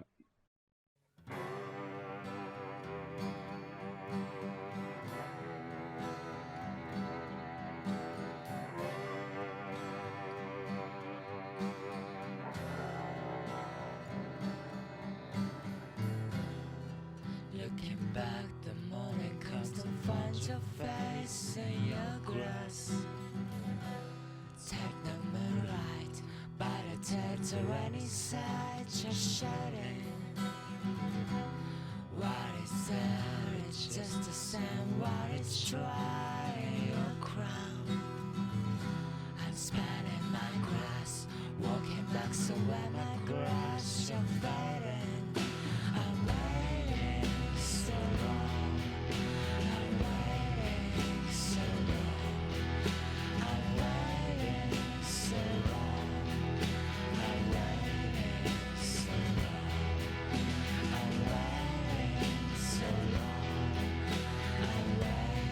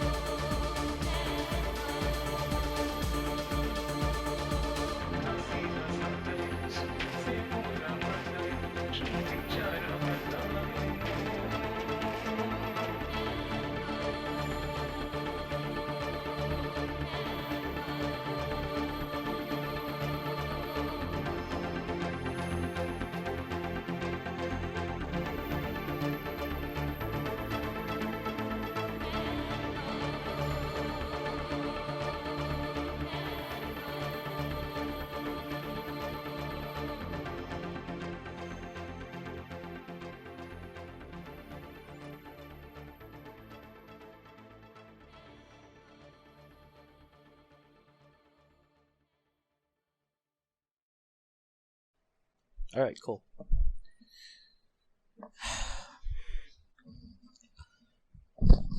So, the Millennium Falcon arc. God. Where do we start? That's not the start of the recording, by the way.